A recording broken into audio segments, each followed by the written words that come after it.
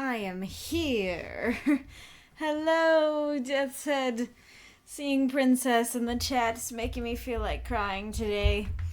I'm not having the best evening, but oftentimes when I stream when I'm not feeling well, it makes me feel better, which is great too. Which is great. It's much better than the opposite of it make me feel worse. So, yes, indeed, not a good time. Oh, here, let's see if I can get the chat to. There we go. That should be better.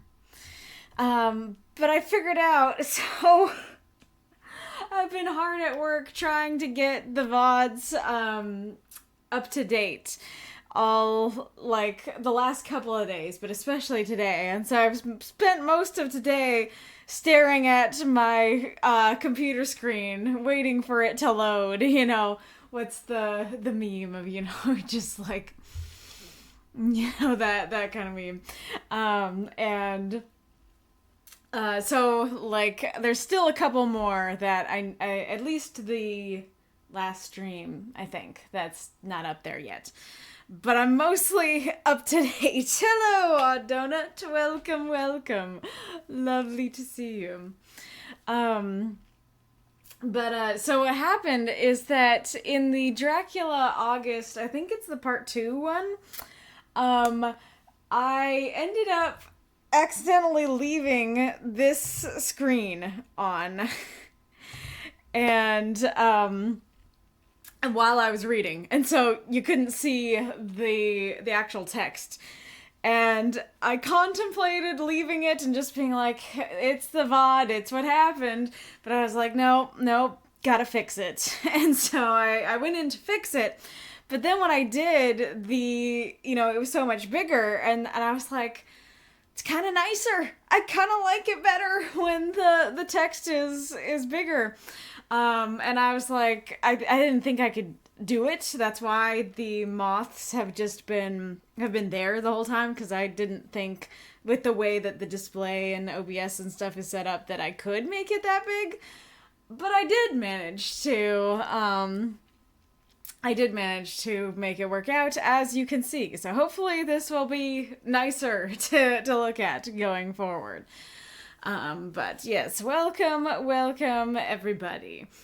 So funny thing, I had noticed while I was copying the September entries down that at least one of them had an accent in there, that the accent was typed out. And if you saw my other videos where, what's his name? I want to say Seward, but it's not Dr. Seward. Did it start with an S? I don't know. The old man in the graveyard who had the accent. What was I even saying? Oh, I think I was just saying, if you know from the old man in the graveyard, when the accents are actually written out, at least in this case, I'm not very good at them.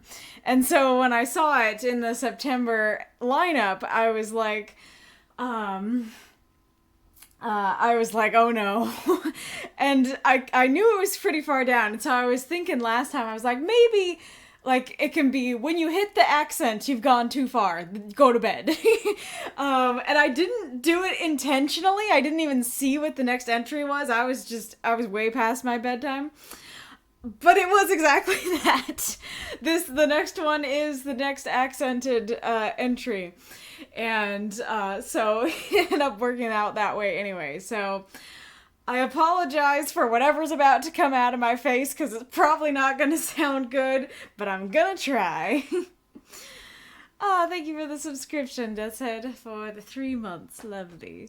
I've already finished all 3 of my stories for Darkness is Coming. It's me. The first time I've gotten them all done in 4 prompts. Well, awesome! Congratulations! That is great to hear. I'm sorry that you may end up having 2 weeks with it. I bet seeing that announcement like made your heart drop. It's like, I got them all done early for once, and you might be giving 2 weeks. Yeah, exactly. So of course it's getting delayed. I'm so sorry.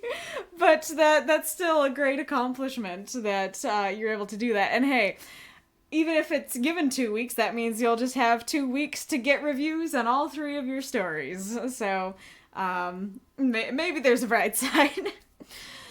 But anywho, let us just get, well, I guess I could summarize what happened before, but a lot happened before. We met Van Helsing, and it was mostly Lucy deteriorating, and I think she died. I think her mother died on top of her, and then I think she died. It was a bad time. It ended bad. And then right after her death, we get a letter from Mina being like, "Oh, I'm so happy being married to Jonathan. How are you doing, Lucy?" And it's like, not good.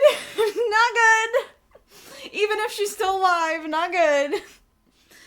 But anywho, let us begin. Let us see what happens. September 18th, the Pall Mall Gazette. Is it Pall Mall or Pall Mall? I'm not sure.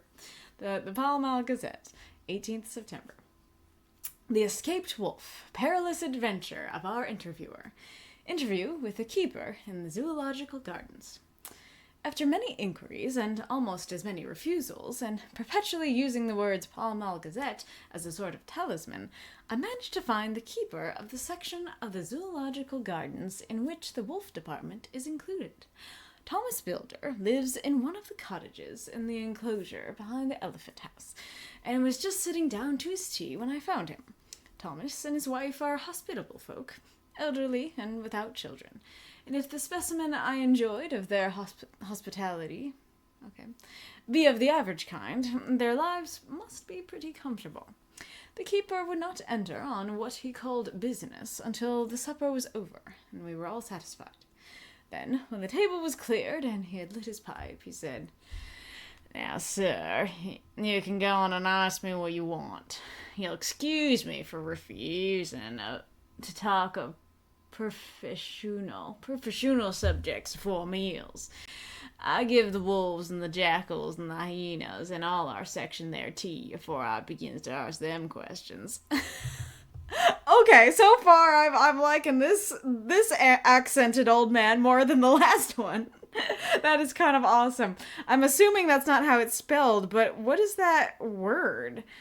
Oh, is it professional? I guess it's professional. Okay.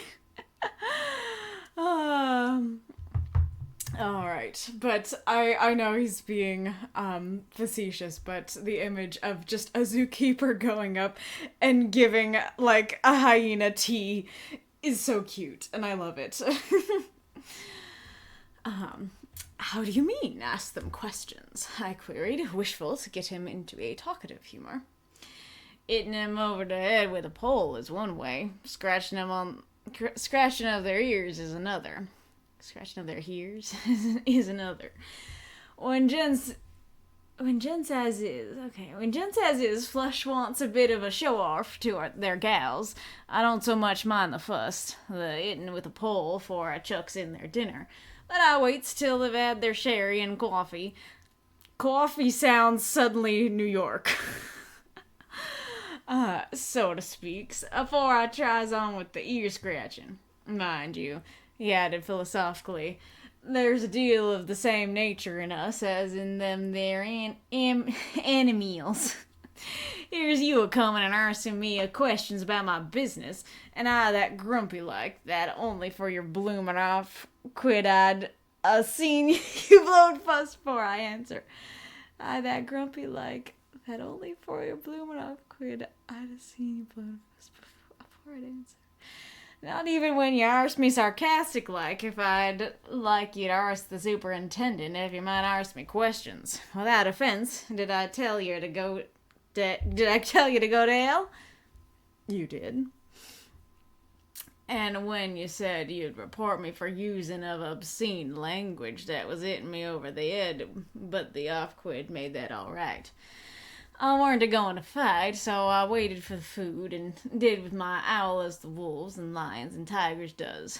Well, Lord love you, Art, now that the old ooman has stuck a chunk of her tea cake in me and rinsed me out with her bloomin' old teapot and I've lit up, You may scratch my ears for all you're worth and won't get even a growl off out of me. Drive along with your questions. I know what you're coming at, and that you're escaped wolf. So there's a whole wacky paragraph just saying, like, I'll answer your questions now. Also, I feel like my default must be Southern. Like, that's one of the few accents I feel like I can do without looking it up ahead of time. And so I feel like that ended up sounding Southern, but I know it's British. I know it's some form of British. I could try and go more Cockney. Maybe it's intended to be Cockney, but like I think Cockney's one of my worst, so it might sound worse if I do that. Okay, let's actually talk about what's been going on. Okay. Yeah, I was actually going to comment about the tea earlier. I was like, okay, he's just like sitting down to his tea behind the elephant pen, I guess. But no, like the tea became a thing. Apparently the elephants have tea. This is a regular occurrence. Also, what does Bram Stoker have against elderly folks that he makes all of them have accents that make their dialogue hard to read? At least so far.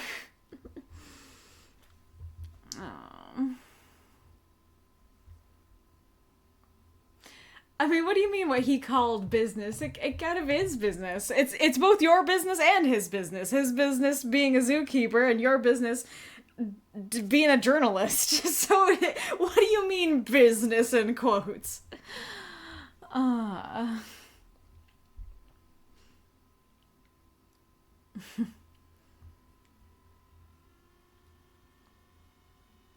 And then like so like, oh, I give them their tea before I ask them questions. Oh, how do you mean ask them questions? Well, hitting them over the head with a pole, scratching them of their ears. It's like, what? Like these feel like, because it feels like you'd hit them over the head and force them to force them to answer your questions. Or you'd scratch them behind their ears and you'd, coax them into answering your questions. But a bonk on the head and a scratch behind the ears neither seem like a question. So what's the metaphor here? What's going on here? And then when Gents as is flush wants a bit of a show off to their gals. Like, I don't know if he's saying the animals be horny, so I hit them, or if he's saying, like, when you want to show off for your gal, so you bonk a dude? Like, is that what he's saying? I don't know what that means. Yeah, I don't mind the fuss, the hitting him with the pole before it chucks in their dinner. Like, well, yeah, I feel like anybody who is, mean enough to hit somebody or hit an animal doesn't really mind. Doesn't mind the fuss. Like, if you haven't made an ethical fuss about it already, I don't think you're gonna mind it. That's not the question that I would have about the situation. I don't know if the, so it's like, okay, I hit them and then give them their dinner, and then, when they've had their cherry and coffee, then I go on to the ear scratching, which also contradicts. It's because it's like, what do you mean ask them questions? Well, I hit them with a pole or I scratch them behind the ears. It's a toss-up. Well, neither of those are questions. Well, I hit them with a pole, I give them their food, and then I scratch their ears. Also, none seem metaphorically like questions, and I thought it was a toss-up between the scratch behind the ears and the hit on the head. So I'm just very confused on what he's doing with these animals, besides potentially animal cruelty. And then it's kind of wild that it's like, there's a deal of the same nature in us as in them, they're animals. Well, do you like being hit with a pole, sir? Maybe put those two things together.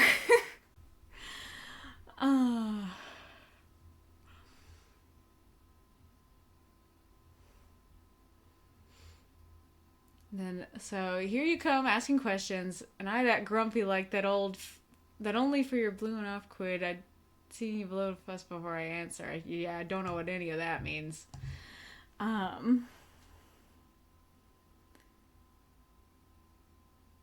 And then so it's like, I guess he came up to him and was acting sarcastic, and then it was like, can I talk to your supervisor? Can I talk to the superintendent? Or like, do I need to get permission from the superintendent to ask you questions? And then he's just like, go to hell. I do love without offense, did I tell you to go to hell? You did. I do like that. That's great.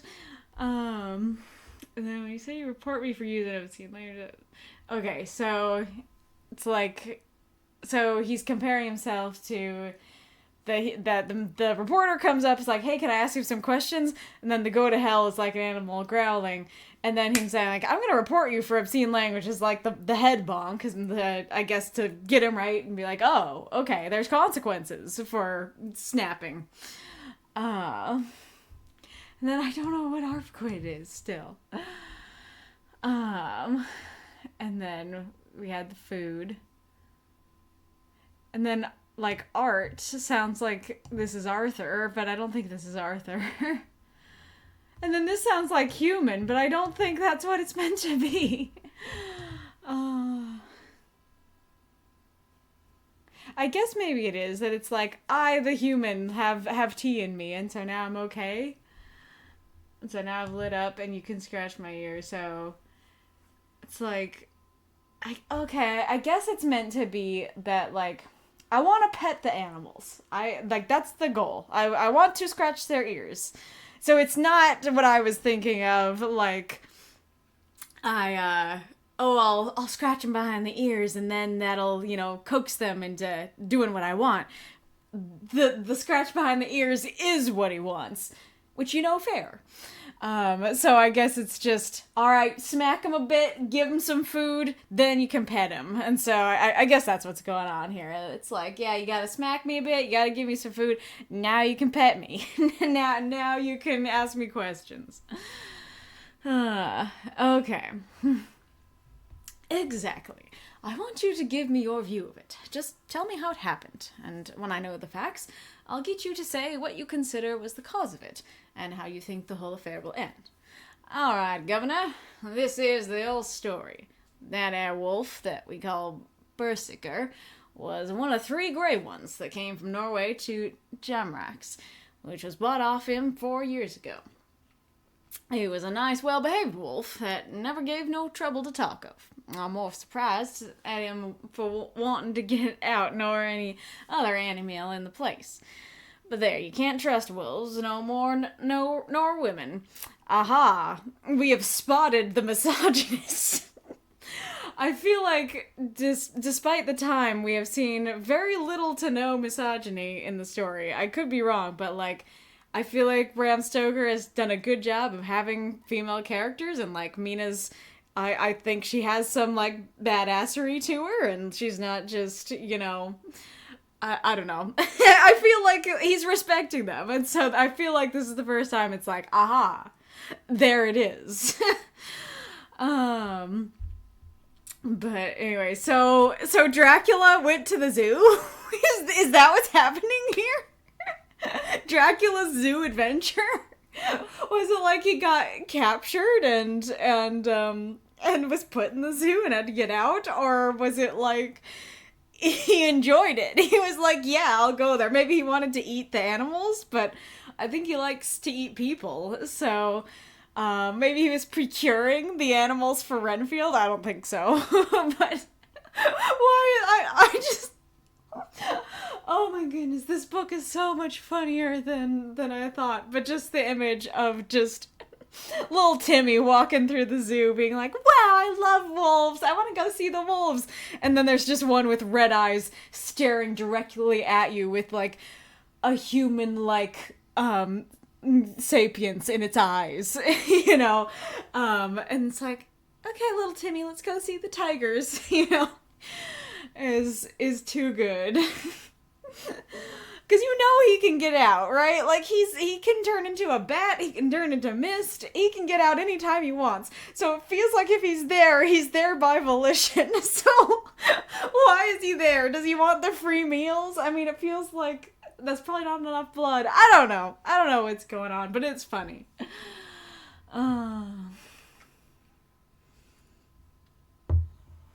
And yeah, if it is Dracula, I believe he was well behaved. He is a gentleman. Yeah, exactly. I'm also surprised for him not wanting to get out. Alright. Don't mind him. Don't you mind him, sir? And broke in Mrs. Tom with a cheery laugh. He's got minding the animals so long that blessed if he ain't like an old wolf himself. But there ain't no harm in him.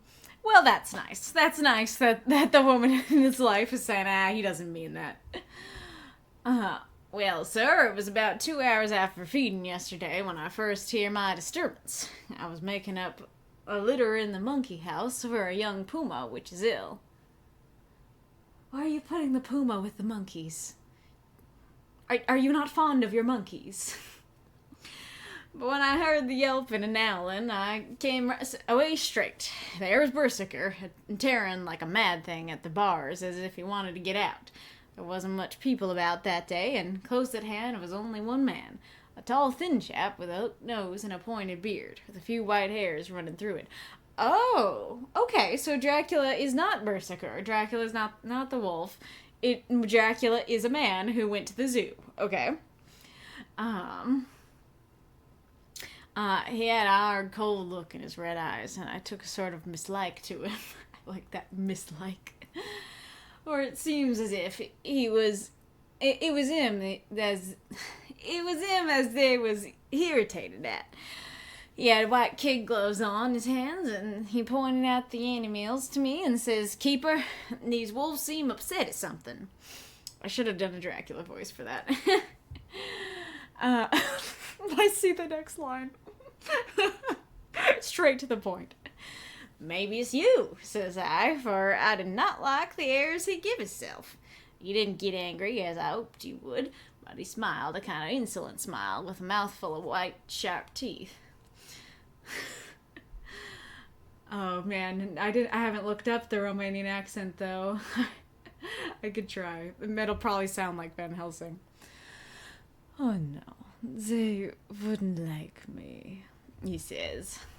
"Oh yes they would," says I, imitating of him.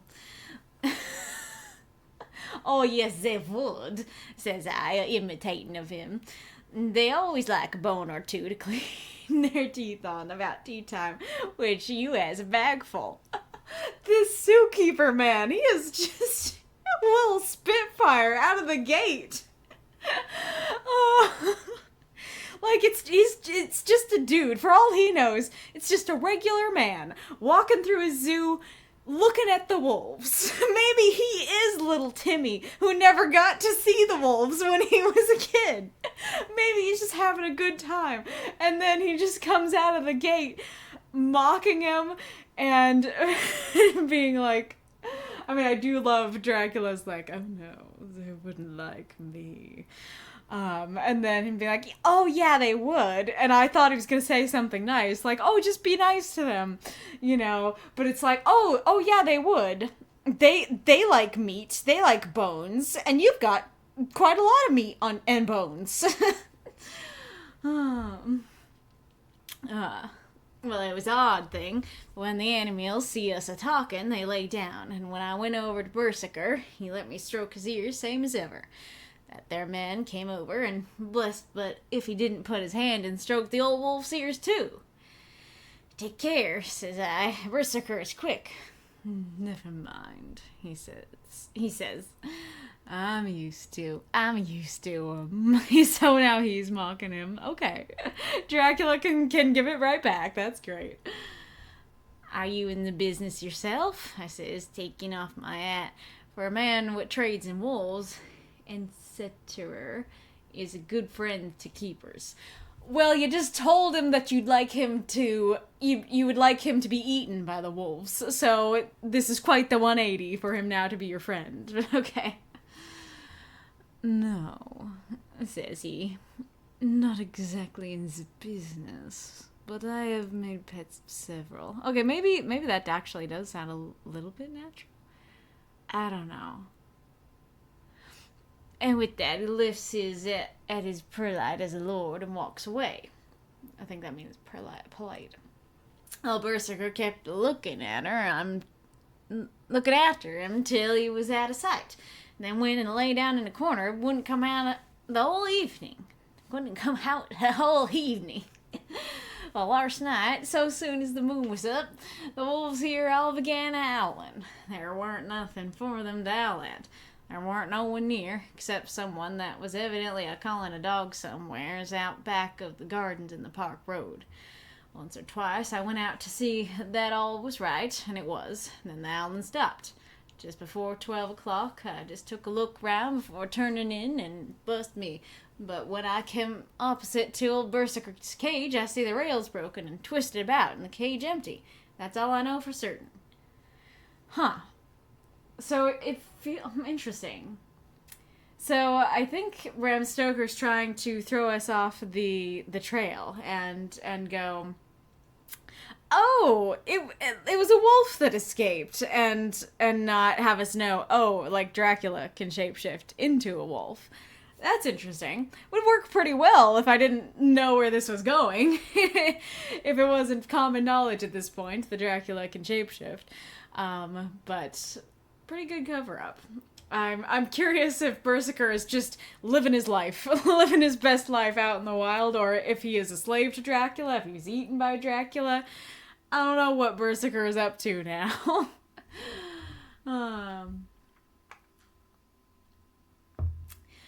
Dracula has very interesting effects on both people and animals, and I think we're figuring out what the deal was with Renfield. But like, at first, Berserker was like really growling at him, right? Yeah, he was like tearing at the bars like he wanted to get out, like seems violent, and then he's just stroking his ears, and he's laying down, and he's all nice, and so. So I don't know if it's just like, maybe that is it, that like at first, because he's a vampire, he gives off like bad juju, and animals can feel it, and so they're like, don't like you, and then I think that's it, and then he does his hypnotism on them, and they're all good. That's probably it, actually. It's probably very simple. Hypnotism.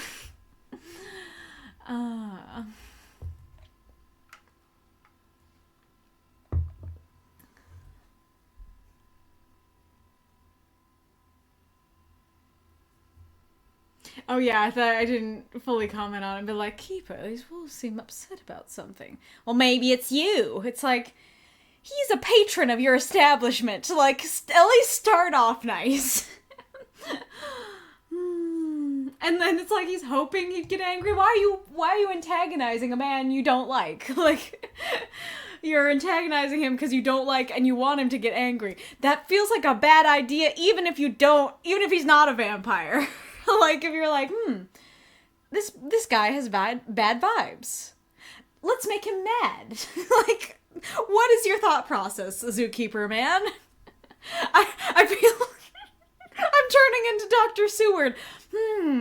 I'm very curious to know what's going on in his head. Oh, all right. But I do love the back and forth. It is fun and hilarious. But anyways.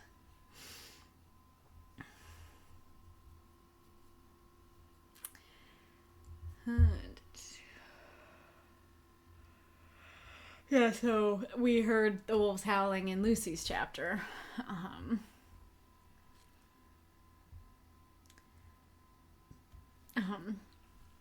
Did anyone else see anything? One of our gardeners was coming home about that time from the Harmony.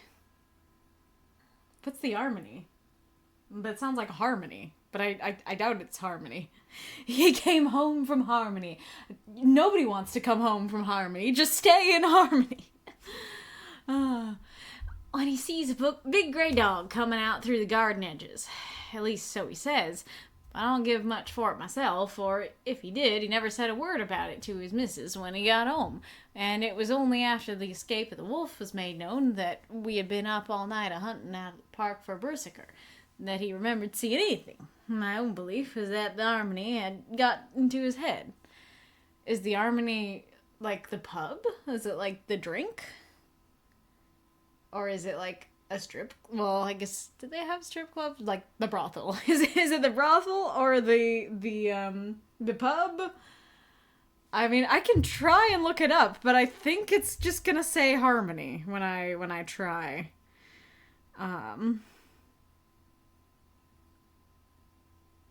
Well, it comes up Harmony Luxury Resort and Spa. I guess that is something that could get to your head. I don't think that's what it is. Yeah, everything is saying resorts at the spa. New headcanon. Man went to the spa, had so good a time at the spa that he couldn't think straight. But if any of you know what he's trying to say, what that word is meant to be, or what it means, then do tell me.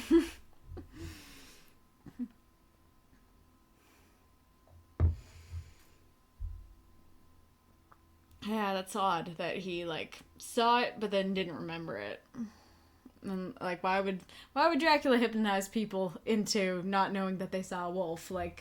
They let him see him in his wolf form before. Now, Mr. Builder, can you account in any way for the escape of the wolf? Well, sir, he said with a suspicious sort of modesty, I think I can, but I don't know as how you'd be satisfied with the theory.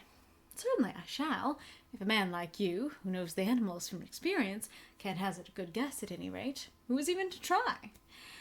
Well then, sir, I accounts for it this way. It seems to me that your wolf escaped simply because he wanted to get out. Oh, this man. I don't know if I like this man or if I hate him. It's a little bit of both.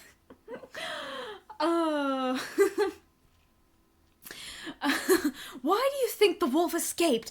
Do tell us! Puts a mic up to his face. Well, sir, I think he escaped because he wanted to. Well, you know what? Probably true, but potentially true. I mean, I know I'm sure it was Dracula, but also he probably did.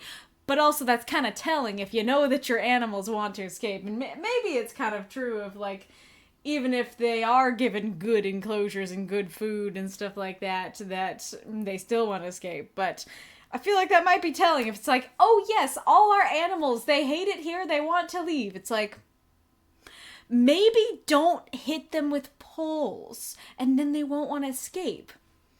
Just brainstorming. I think it can, but I don't know oh yeah, they already said that. Well then, sir, I accounts for it this way. It seems to me that earwolf escaped simply because he wanted to get out. From the hearty way that both Thomas and his wife laughed at the joke. Okay, it was actually a joke. I could see that it had done service before, and that the whole explanation was simply an elaborate sell. I couldn't cope in badinage with the worthy Thomas, but I thought I knew a surer way to his heart, so I said, Now, Mr. Builder, we'll consider that first half-sovereign worked off, and this brother of his is waiting to be claimed when you've told me what you think will happen. Just admitting to bribing him. Okay, I guess that's fine in their eyes. All right, you are, sir, he said briskly.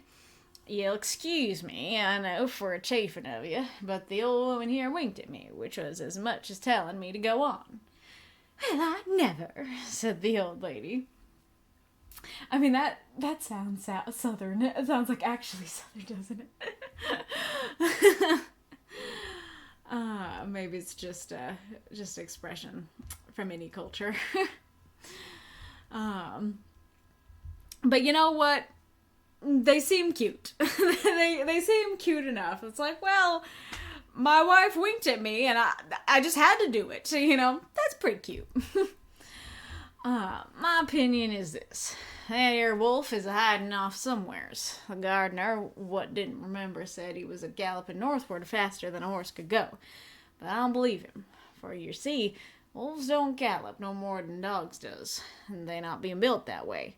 Wolves is fine things in a storybook, but I dare say when they gets in packs, it does be chivvying something. Something that's more feared than they is. Something that's more feared than they is. They can make a devil of a noise and chop it up, whatever it is.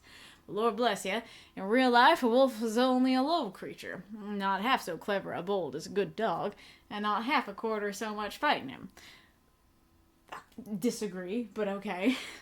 This one ain't being used to fighting or even to providing for himself, and more like he's somewhere around the park hiding and shivering of, and he thinks that, if he thinks at all, wondering where he is to get his breakfast from.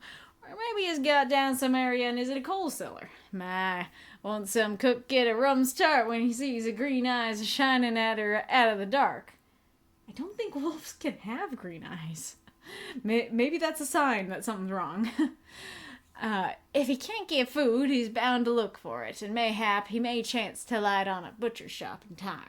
If he doesn't, some nursemaid goes walking off with the soldier, leaving of the infant in the preambulator. Well, then I shouldn't be surprised if the census is one babby the less. That's all. One babby the less. That's a cute way to describe something horrible. Okay, I think I need to look this up. Can wolves have green eyes? That is not... What are you doing? Okay, there you go. Okay, they can. So, just like coat color, gray wolves can have a variety of eye colors. Most wolves will have yellow, orange, hazel, light brown, or green eyes. Okay. I see.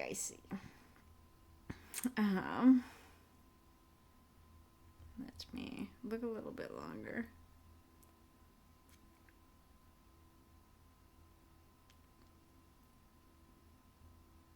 Okay, yeah. So it looks like that's the case. Oh yeah, I can see it. That's pretty. Okay, it's totally fine then.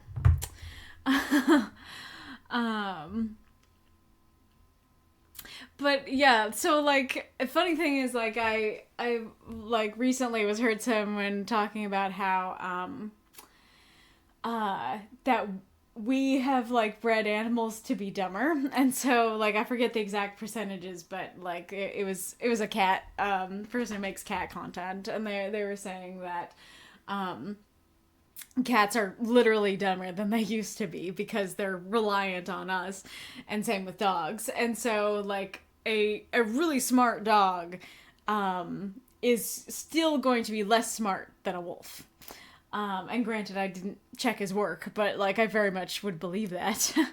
And so maybe that's exactly what he's saying. It's like, oh, this wolf like spent its life in captivity. It doesn't know how to fend for itself. It like I bonk it and give it food, and it doesn't know where to get food on its own, which is valid if so, but I disagree with the idea that like, oh yeah, dogs are so much cleverer than wolves. Like hard disagree. I mean, I can try and see if it's if I can quickly look it up.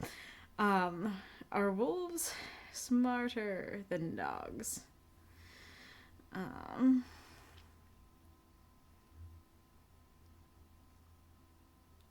Yeah, immediately I get the idea that domestication decreases brain size.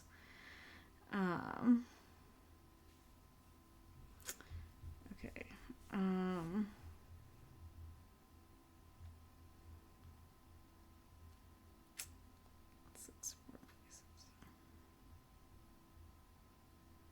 This looks like a reputable source. Okay, I don't want a whole story about your dog. I mean, I'm sure your dog is cute, but I just want the answer.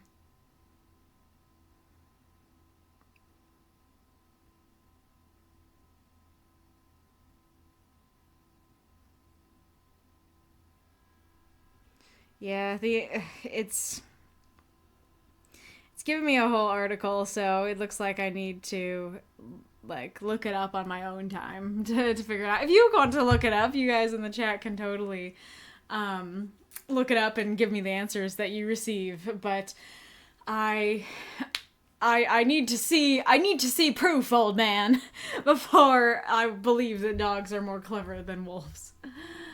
Maybe more used to humans, and maybe like clever in ways that like relate to human society and getting around alleyways or whatever, but I don't think in general.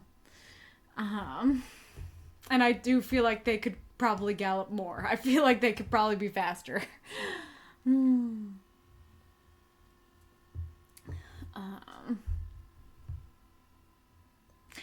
And, like, I feel like, especially as someone who, like, wolves, like, are either my favorite animal or, like, top 5 favorite animals. And so saying a wolf is only a low creature, like, I take affront. My heart's like, oh, how dare you insult my favorite.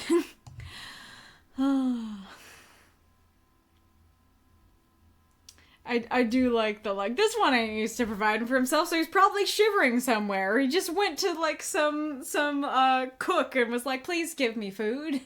And I do love the image of, like, some cook walking into the basement and being like, oh, there's a wolf there. And the wolf's like, please, I want food.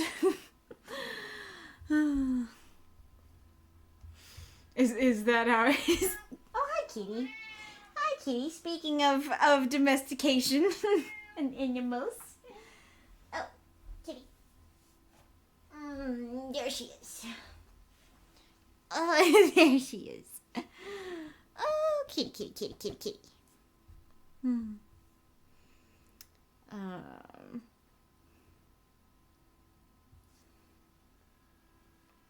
Oh yeah, I guess he said butcher shop, not cook. Oh yeah, he said coal cellar. I don't know what coal cellar refers to, but it seems like he's talking about, like, food. So if he might go to a butcher shop, and if he doesn't, some nursemaid goes walking off with a soldier.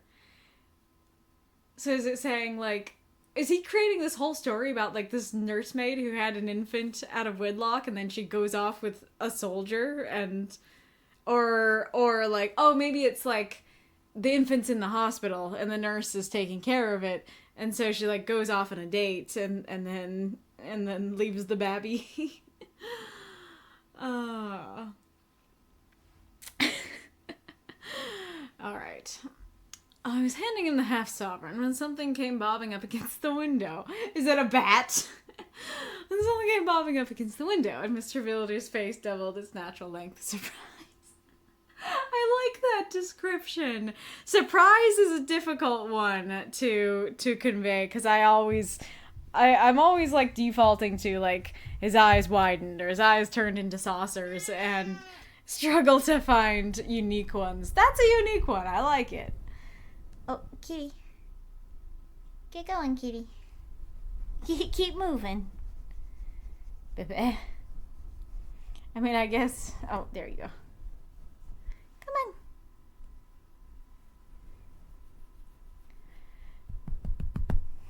Baby.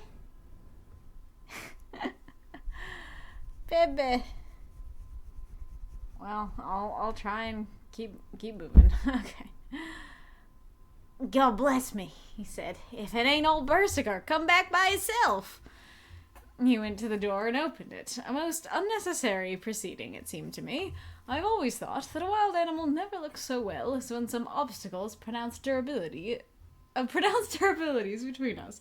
A personal experience has intensified rather than diminished that idea.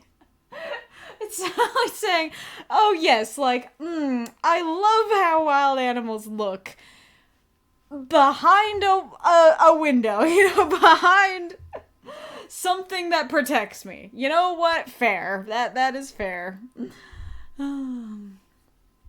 After all, however, there is nothing like custom, for neither builder nor his wife thought any more of the wolf than I should of a dog. The animal itself was as peaceful and well-behaved as that father of all picture wolves, Red Riding Hood's quondam friend, whilst moving her confidence in masquerade. Quondam? I mean, it sounds Latin, but I don't remember that word from Latin.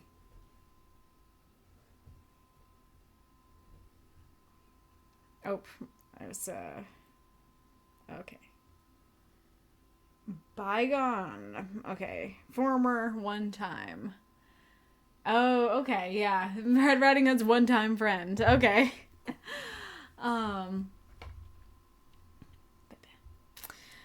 The whole scene was an an unutterable mixture of comedy and pathos. The wicked wolf that for half a day had paralyzed London and set all the children in the town shivering in their shoes was there in some sort of penitent mood, and was received and petted like a sort of vulpine prodigal son. Old Builder examined... Shouldn't it be lupine? Isn't vulpine a fox? I'm looking up a lot of stuff today. Kitty knocked my headphones down.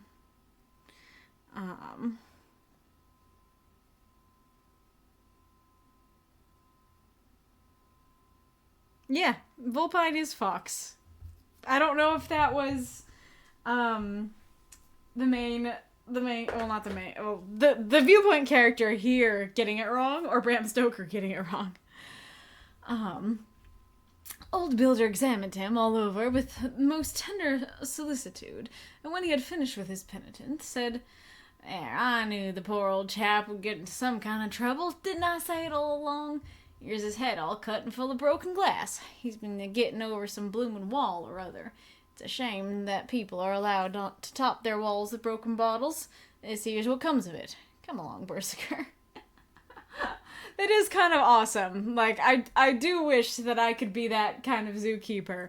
That, like, a wild animal comes back when they escape from the zoo, comes back to my house like a little puppy dog, like, "Oh, forgive me for leaving, I want food," and then it's like, "Aw, buddy," like, scratch him behind the ears and take him back.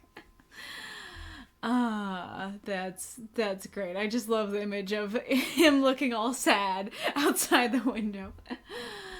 And then that does sound like that is what happened when the window was broken. But like, is this a red herring or not? Is this a situation of Dracula is the one who broke the window? Or did Dracula hypnotize Berserker to break the window? Or did Berserker break an unrelated... or did Berserker actually break the window? And it's not Dracula. Or did Berserker break some unrelated window? And it's a shame people top their walls with broken bottles. I don't know what he's referring to. Like, other than, like, drunk people do be, like, smashing bottles about. Or leaving their bottles places. And it's like... I mean, I guess you could make a law about that, but it's just like, drunk people be drunken. Like, they be putting their bottles in places. That's not really something you can stop, no matter how much you want to. I mean, I feel like, I don't know what laws there are around littering, but there probably are laws that are, like, telling you not to litter, and people still do it, so it's not really about being allowed to. He took the wolf and locked him up in a cage with a piece of meat that satisfied, in quantity at any rate, the elementary conditions of the fatted calf, and went off to report. I came off, too, to report the only exclusive information that is given today regarding the strange escapade. Should that be escapade or escapade? at the zoo.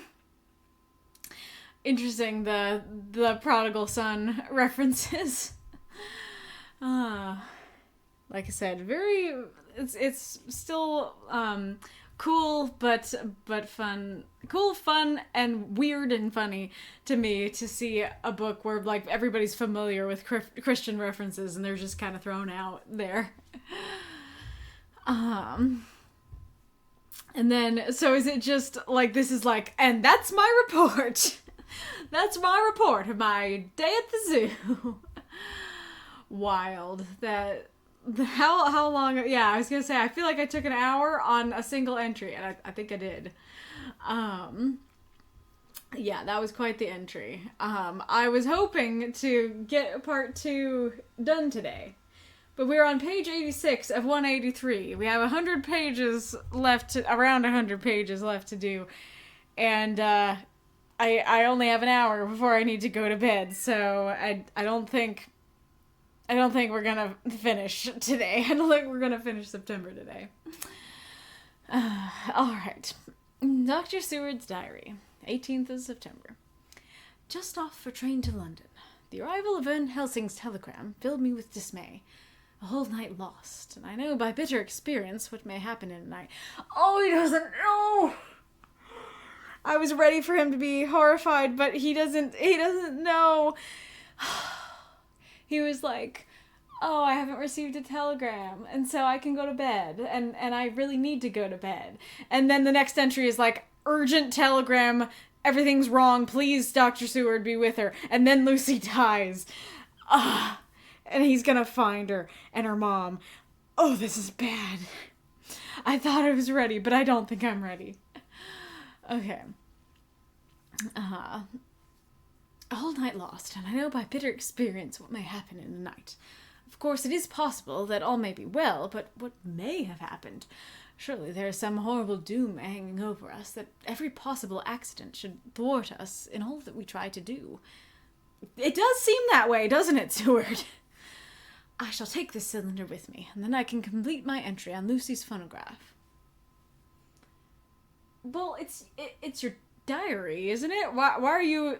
Phonographs are auditory. Why would you be like, yes, I will complete my diary entry in a totally different medium that anybody looking at my diary, including myself, won't be able to easily transition to.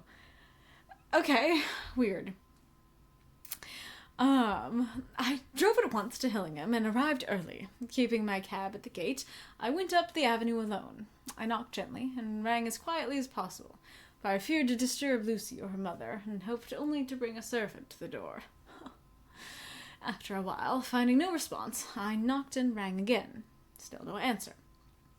I cursed the laziness of the servants, that they should lie abed at such an hour, for it was now 10 o'clock, and so rang and knocked again, but more impatiently, but still without response.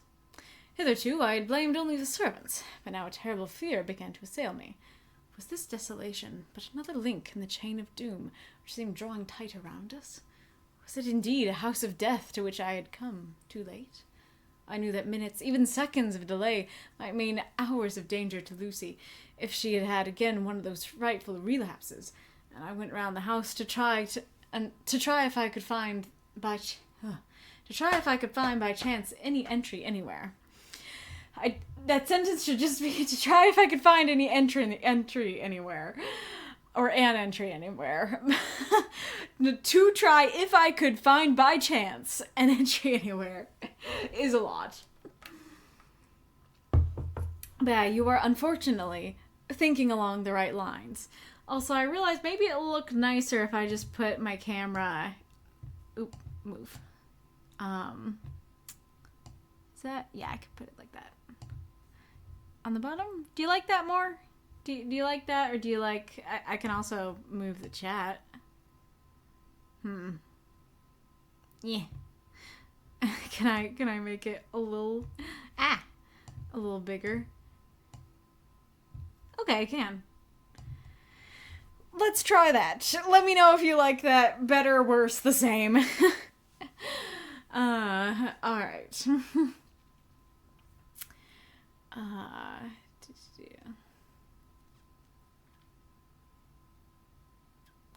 I do really like that image of, was this desolation but another link in the chain of doom which seemed drawing tight around us. That is a great image. And unfortunately, yeah. Okay.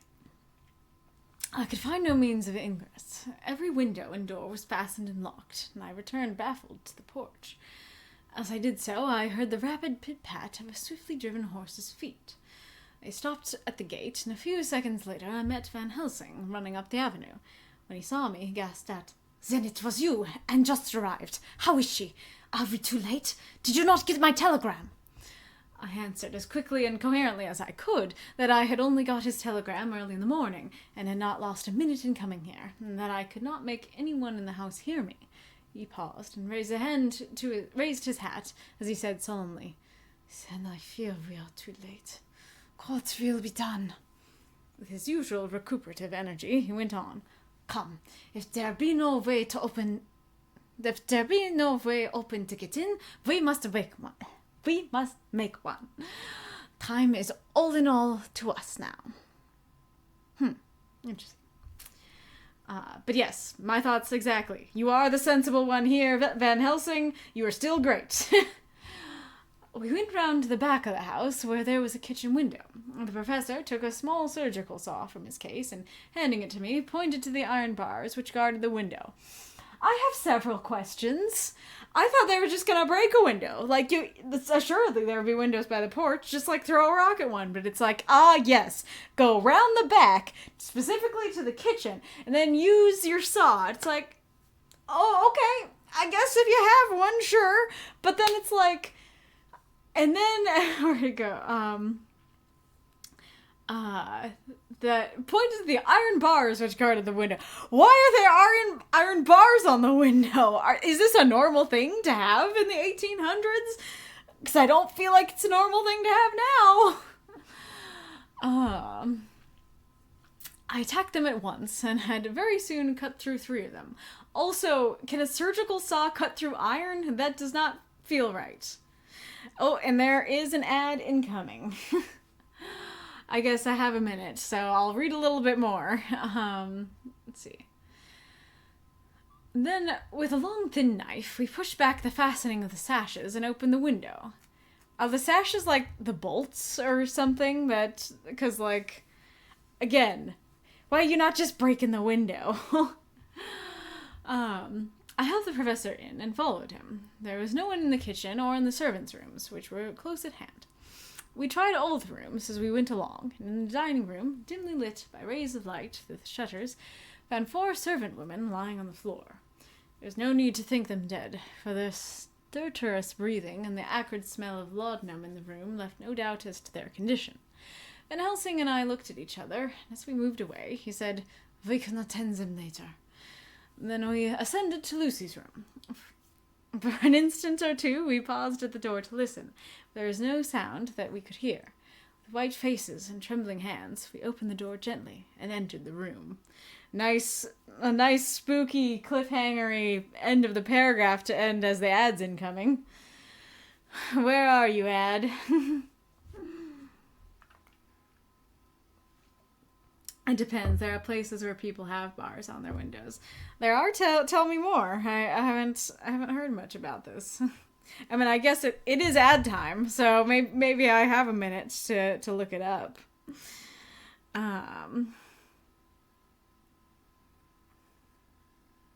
Still no ad. What's going on with you, ad?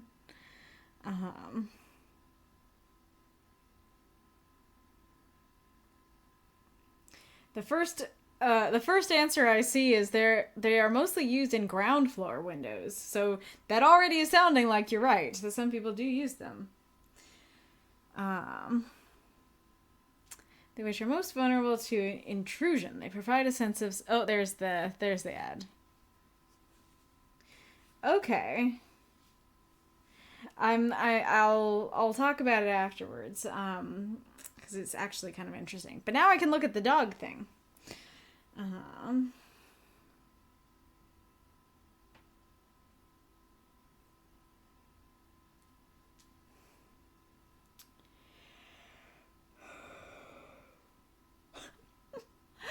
As I'm reading this article, there's just like certain things highlighted, and one of the highlighted things is your dog closely watches you. And it's like, that's not creepy at all.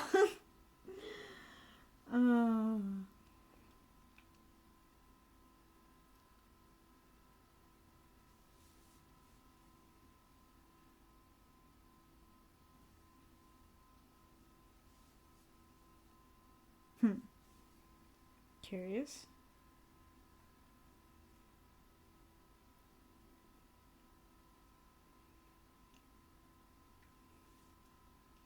One of the things it's saying is, so your dog closely watches you, which soon turns into understanding. Ask your dog to go find the ball, or insert the name of the toy of your choice, and she'll scamper away right to it.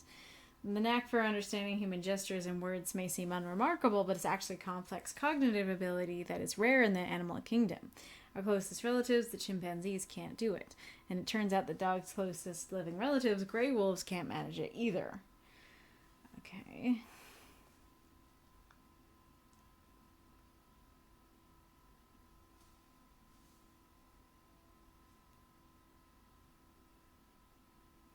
Talking about wolves getting domesticated, saying the shyer, surlier wolves may have gone hungry, while the friendlier ones found a way to get into our good graces and passed on the genes that made them less aggressive or fearful towards humans. The theory is that continued generation after generation until the wolf's descendants became masters at gauging the intentions of people they interacted with by deciphering their gestures and social cues.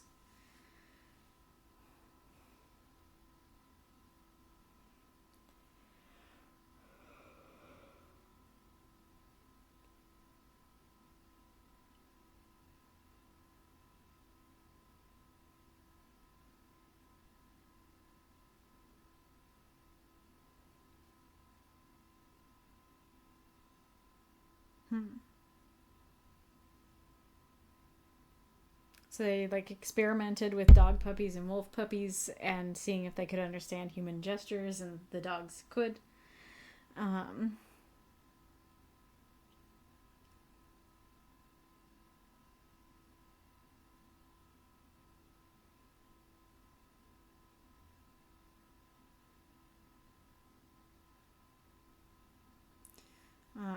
Researchers say it's not about which species is smarter. It was only when it came to the puppy's people reading skills that the differences came clear. Yeah, I thought that's where it was going with this, that it's it's not necessarily smarter, it's just that they know humans better.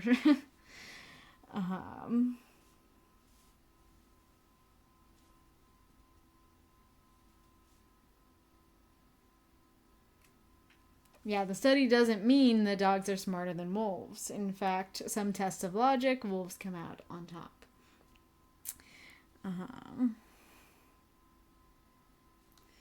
Dogs followed human cues to perform certain tasks, despite evidence that they could see the suggested different strategy. They could see that suggested a different strategy would be smarter. The wolves made the more logical choice.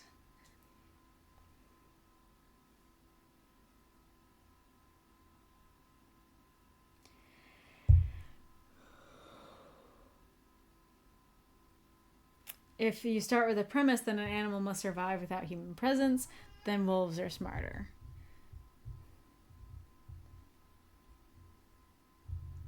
Hey, I did manage to actually get through the article well enough. The article was called "Who's Smarter, Your Domesticated Dog or a Wild Gray Wolf?" And it's from the URL is nathab.com. I assume that means natural habitat. But interesting. So yeah, so I guess that is what the zookeeper was kind of talking about, that he was saying he was kind of saying that dogs are clever in human ways and that the wolf wouldn't be able to lived with humans but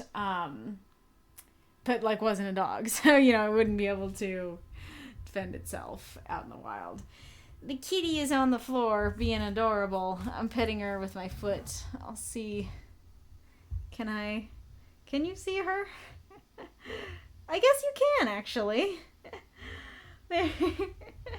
I don't know if you can see her head. But yeah, there's the cat. Very cute. Very cute and soft.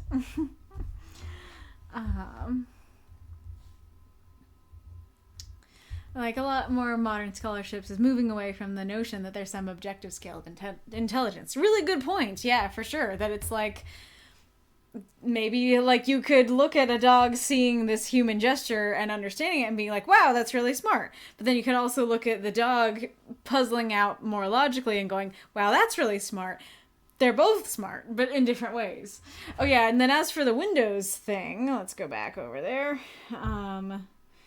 So just the first thing that comes up is saying that they provide a sense of security to building occupants. They can prevent children from falling out the window. So that makes sense. That is a lot of sense. And then and then I see on the Leeds, r/Leeds Reddit, are window bars an indication you're in a bad area? It just kind of seems like what my question was.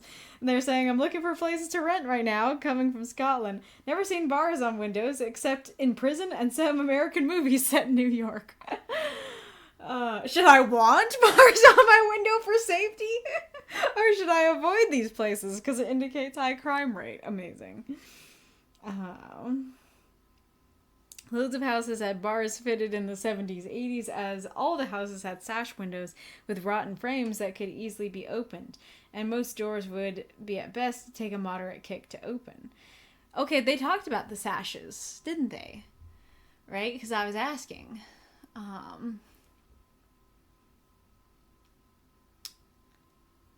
Yeah, the sash is there. So yeah, I still don't know what I mean, I could maybe try and look up. Can I look up sash window? Sash window. Something is coming up.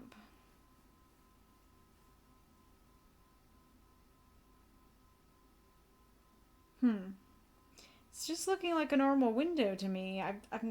It seems like the frame is the sash. Oh, maybe it's like the part that, like, you have two parts to the window and one part is like goes up, and so that might be the sash. And that, yeah, could be easier to get open. And then sash locks, yeah, are, I mean, like, I have them on mine. So I guess that might be what it is. Okay, that's helpful.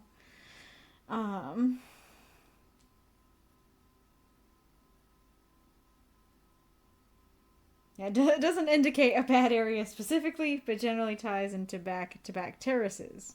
High rental stock, low property maintenance, which tends to correlate with higher crime areas. Interesting.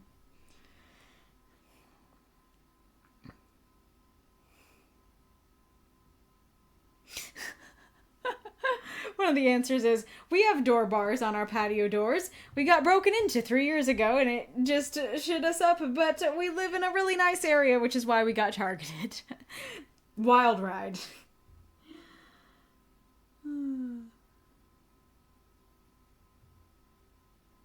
People are saying it does indicate a rougher area.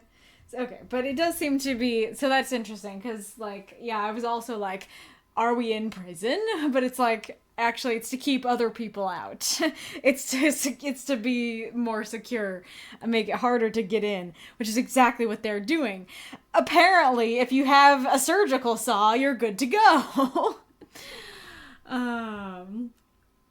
But yeah, interesting. Okay. Internet searching time over, at least for now. Okay, yes, cliffhanger. We're entering the room. All right. How shall I describe what we saw? On the bed lay two women, Lucy and her mother.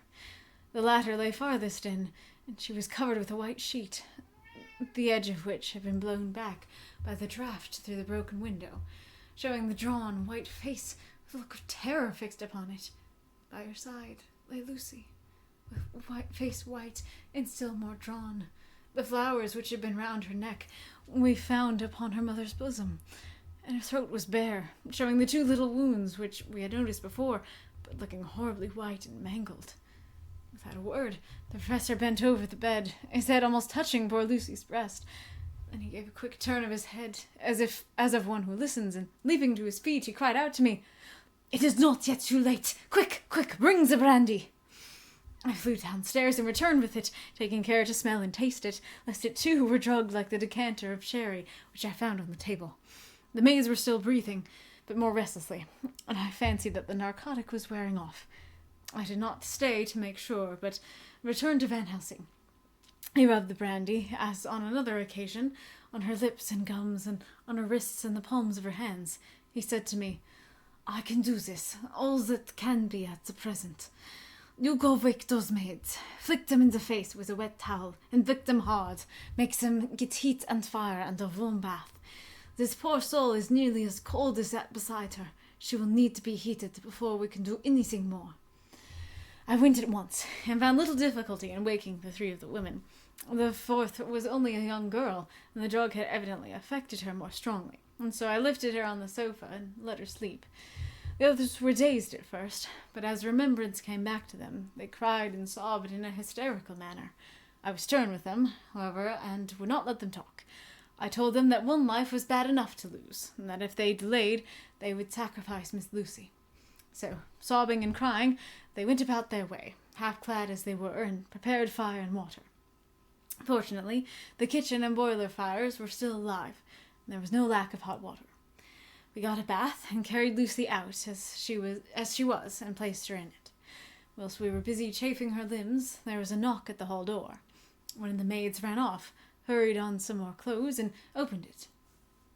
Then she returned and whispered to us that there was a gentleman who had come with a message from Mr. Holmwood. I bade her simply tell him that he must wait, for we could see no one now. She went away with the message, and engrossed with our work, I clean forgot all about him.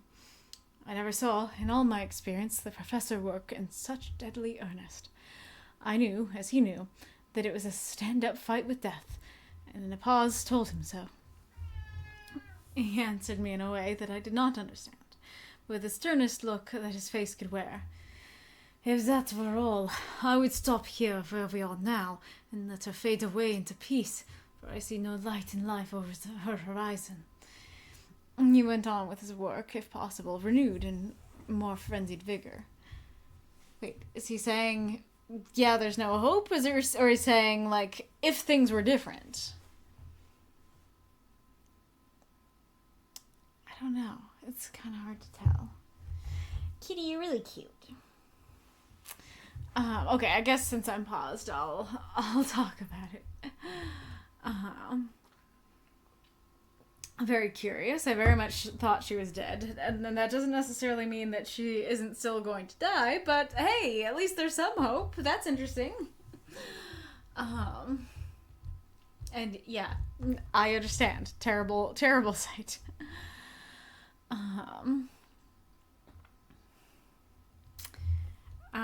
I do wonder how, like, I don't know the science behind the whole brandy thing, so curious if it's like, no, actually, genuinely, good idea.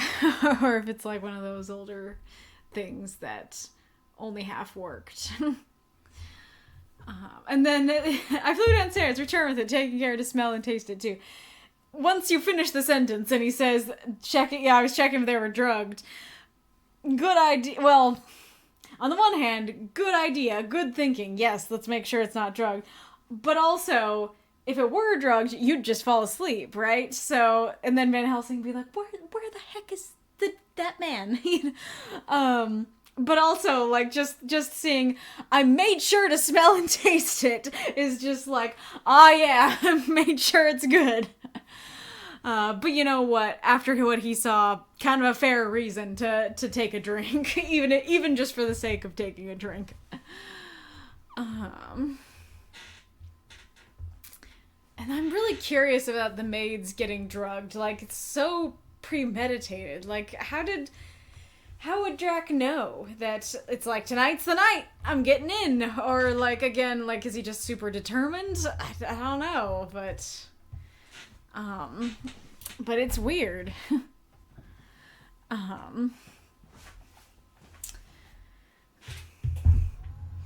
Flicking them in the face could be funny out of context, but in context, it's fair.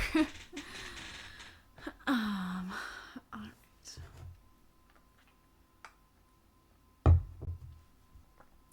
And then, yeah, fair reason to be stern, like everybody's starting to cry, and it's like, hey, guys, we lost one person, it's sad, but we're gonna lose another if you sit here and crying, so chop chop, you know what? I'm usually on the side of, let people be emotional, but in this particular case, I think it's totally fair to be like, hey guys, we got lives to save. So he's doing his job, being a doctor.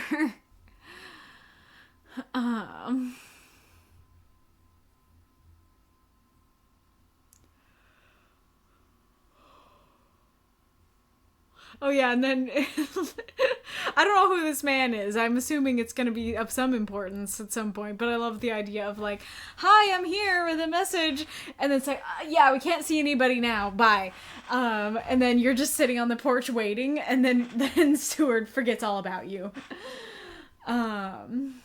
Alright. I really like the phrase of it was a stand-up fight with death, and very accurate.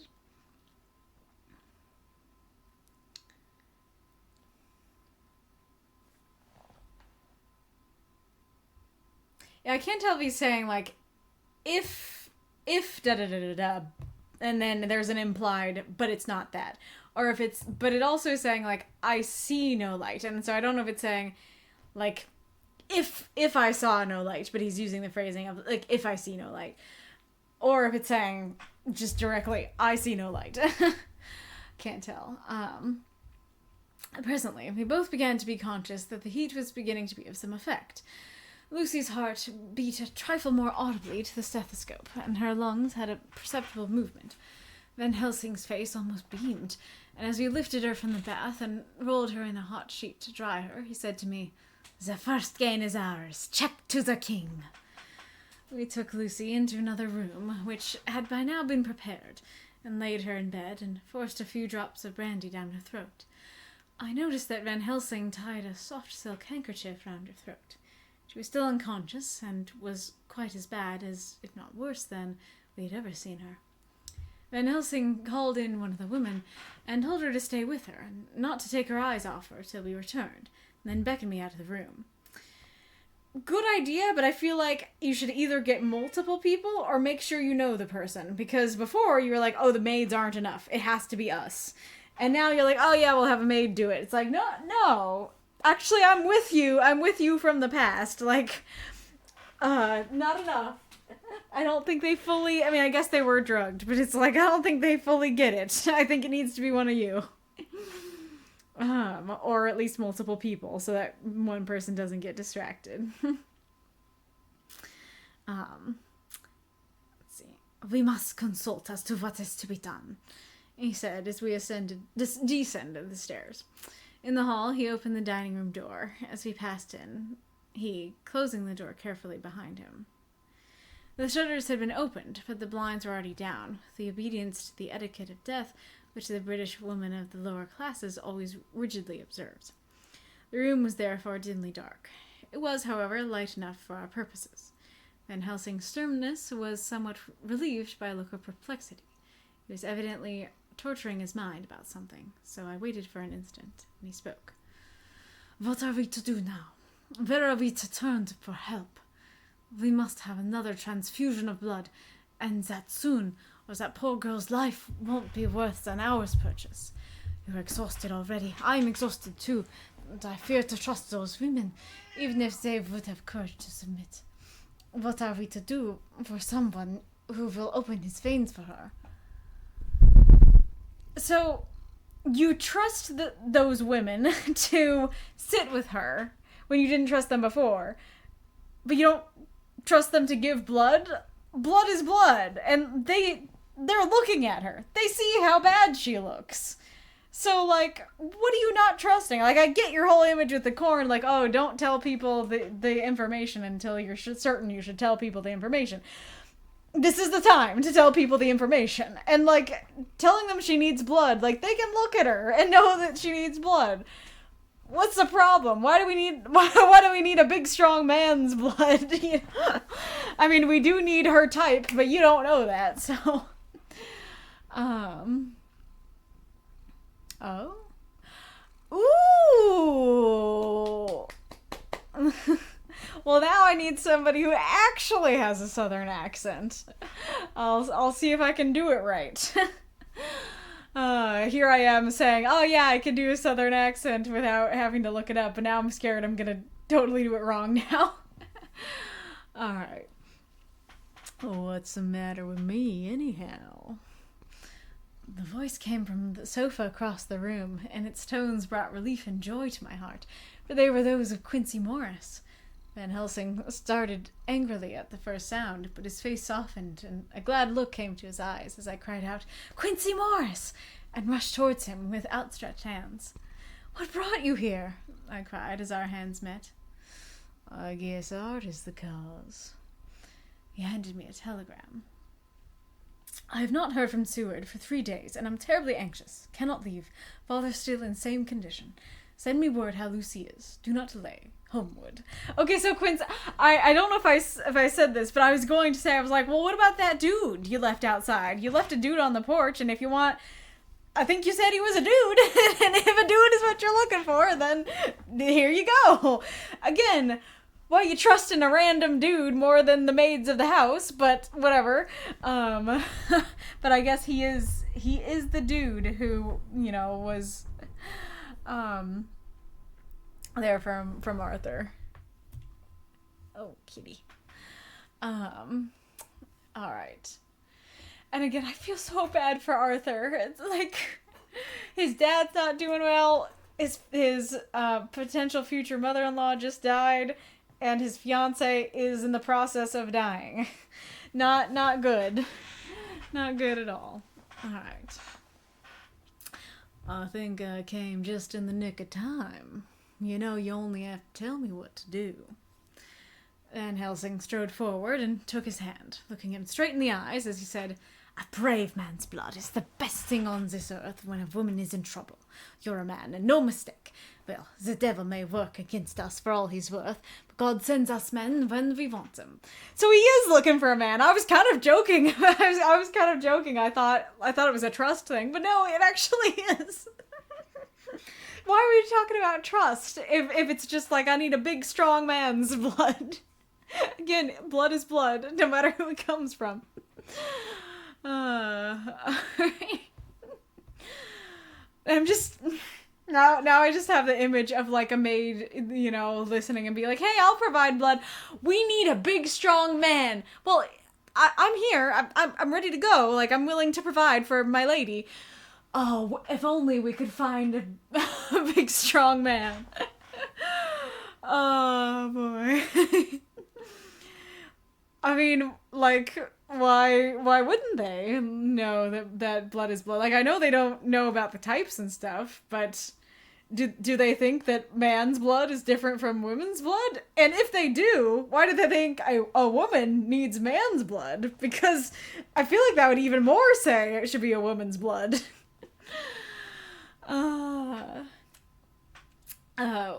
Once again, we went through that ghastly operation. I mean, Quincy went through it. I have not the heart to go through the details. Lucy I guess it's horrible because of Lucy. But it's helping Lucy. Lucy had got a terrible shock, and it told on her more than before. For though plenty of blood... I mean, you can guess what the shock is. Like, I mean, I guess... Well, I was gonna say, you can guess what the shock is. Her mom is dead. That's not cool. Like, that's pretty shocking. But I guess he's saying, like, I know that her mom died from a shock, so obviously there's more shock than her mom dying. Anyways, Lucy had got a terrible shock, and it told on her more than before, for though plenty of blood went into her veins, her body did not respond to the treatment as well as on the other occasions. I mean, you've done it a few times, and she's lost a lot of blood, so I feel like you can guess as to why. Her struggle back into life was something frightful to see and hear.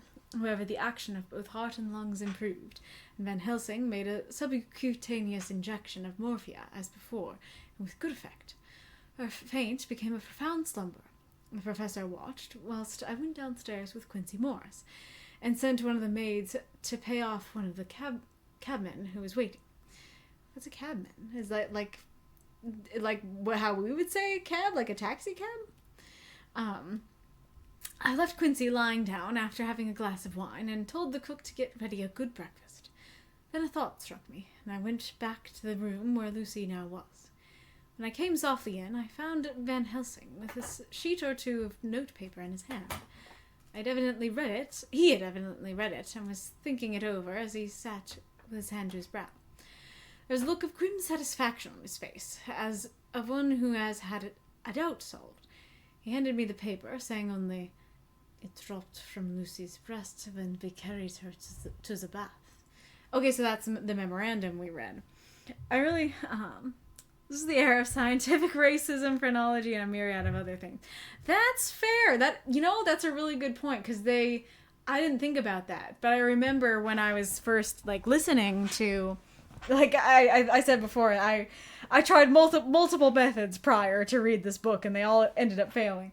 But one of them was a, out loud recording of them in, Dracula Daily Order. And they talked about that they would have content warnings for that kind of thing on on some of the episodes. So maybe that is what's going on. I kind of want to look it up. Again, let's see. I don't know how to look this up.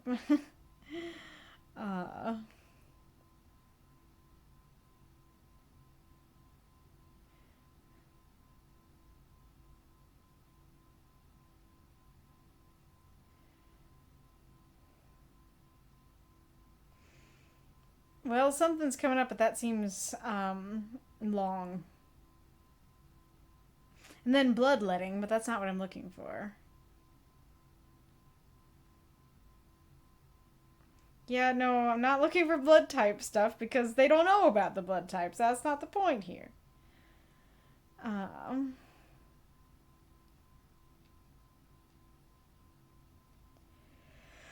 Yeah, this seems like what I'm looking for, but it's like a scientific article that's really long.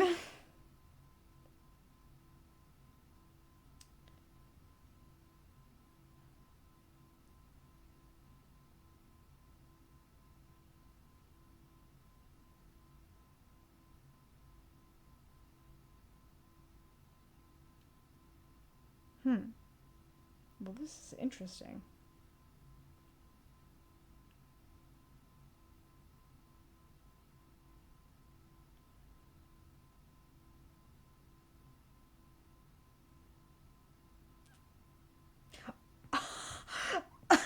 In the Victorian period, the relationship between blood and sexuality was exemplified in the myth of Dracula. By draining blood from an innocent victim, the vampire transfers its... Oh, okay, that's different, but its damnation to the innocent donor. This transfer of a curse via blood reflects the emergence of the contagion concept in modern medicine. Interestingly, the act of draining blood from a female victim is also associated symbolically with the loss of purity and the transition from a pure and innocent virgin to a real imperfect and sinful woman, which has obvious sexual implications. Okay, well, that's not what I thought it meant by sexuality. I thought it meant more, I guess sexuality and gender are related, but they're not the same thing, so I guess I shouldn't have thought it meant sex as in gender, but that's what I'm looking for. But that's interesting. That might have answered a question that I was having. I hope that's not too big of a spoiler, but because I was wondering, I was like, doesn't he need to give her his blood to turn her into a vampire? But it sounds like this is saying that it's actually when you drain the blood, like you're transferring your damnation, you're transferring your curse just by the act of draining itself. So that's really interesting.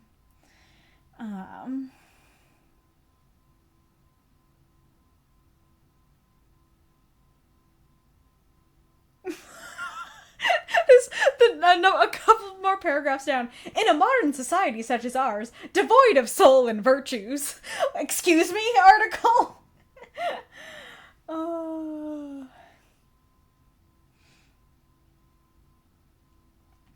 So it seems like this is not... So it gave me answers, but not the answers I was looking for. So it seems like this is something... I guess I could come back to it the next ad. And see if I can find something. So I'm not finding anything saying that they thought male and female blood was different, but of course there are things. there's lots of intricacies to the blood draining and and transfusion stuff. Let's see. When I had read it, I stood looking at the professor, and after a pause, I asked him, "In God's name, what does it all mean? Is she mad? What some horrible danger is it?" I was so bewildered that I did not know what to say more. Van Helsing put out his hand and took the paper, saying, "Do not trouble about it now. Forget it for the present. You shall know and understand it all in good time. But it will be later. And now, what is it that you came to me to say?" This brought me back to fact, and I was all myself again. Okay, so I do think it does sound like he knows that Dracula is a vampire, or that she's being attacked by a vampire, because he's like, yeah, you're gonna understand, but later, But it's also like, don't trouble about it now, forget about it. It's like, why'd you give it to him? Because I feel like Van Helsing is very much the kind of person who'd just be like, Seward goes for the paper, and then Van Helsing's like, nope, not yet. Read it after we're done. Unless he, maybe, I guess that would incite, at least for me, I'd be like, I need it now. I have to read it now. So maybe he knew that would happen. It's like, you can read it, but don't think about it afterwards. Okay.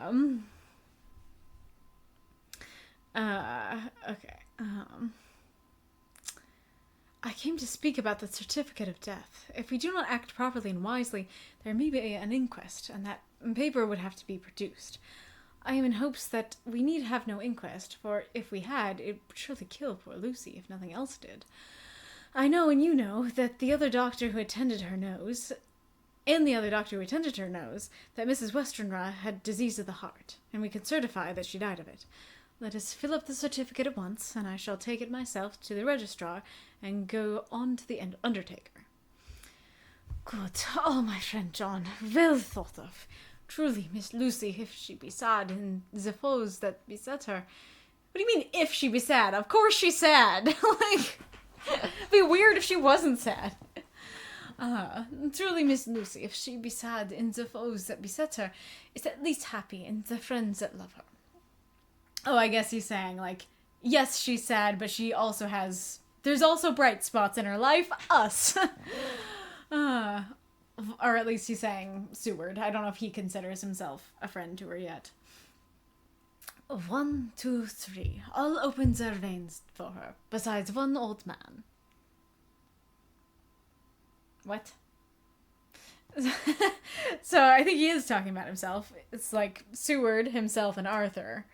Well, and then there's also Quincy. So I guess maybe he's saying Quincy, Arthur, you. Maybe that's what he's saying. And then except for one old man, which he might be talking about himself, but he did transfer his blood to her. So, I don't know who the old man is.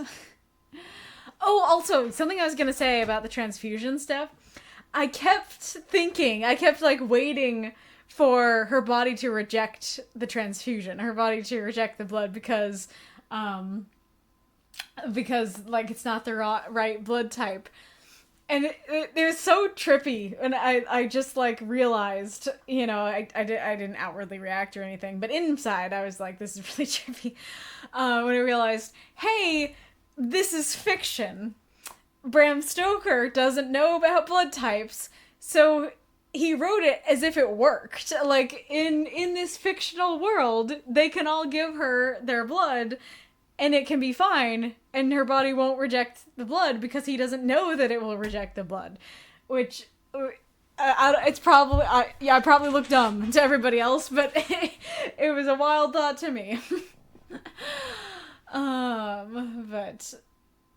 Anyways, oh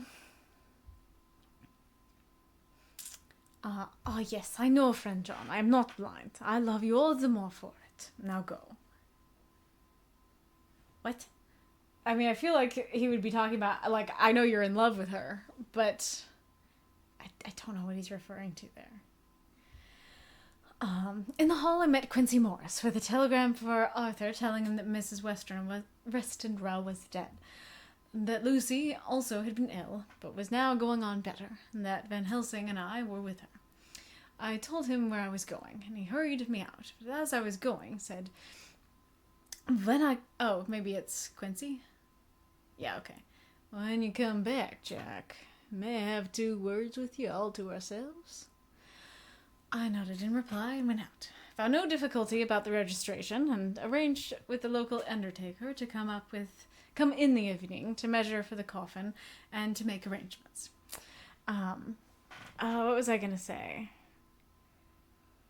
Oh yeah, I was gonna say, ill seems too small. Like, maybe he's trying to downplay it to not worry Arthur, who can't leave. But it's like, you read the memorandum. You know it's more than that. Alright. When I got back, Quincy was waiting for me. I told him I would see him soon, as I knew about Lucy, and went up to her room. She was still sleeping, and the professor seemingly had not moved from his seat at her side. From his putting his finger to his lips, I gathered that he expected her to wake before long, and was afraid of forestalling nature. So I went down to Quincy and took him into the breakfast room, where the blinds were not drawn down, and which was a little more cheerful, or rather less cheerless, than the other rooms. When we were alone, he said to me, Jack Seward, I don't want to shove myself in anywhere where I have no right to be, but this is no ordinary case. You know I love that girl and wanted to marry her, but although that's all past and gone, I can't help feeling anxious about her all the same. What is it that's wrong with her? The Dutchman, and a fine old fellow he is, I can see that, said that time you two came into the room that you must have another transfusion of blood, and that both you and he were exhausted. Now I know well that you medical men speak in camera, and that a man must not expect to know what they consult about in private. But this is no common matter, and whatever it is, I want done my part. Is not that so? I have.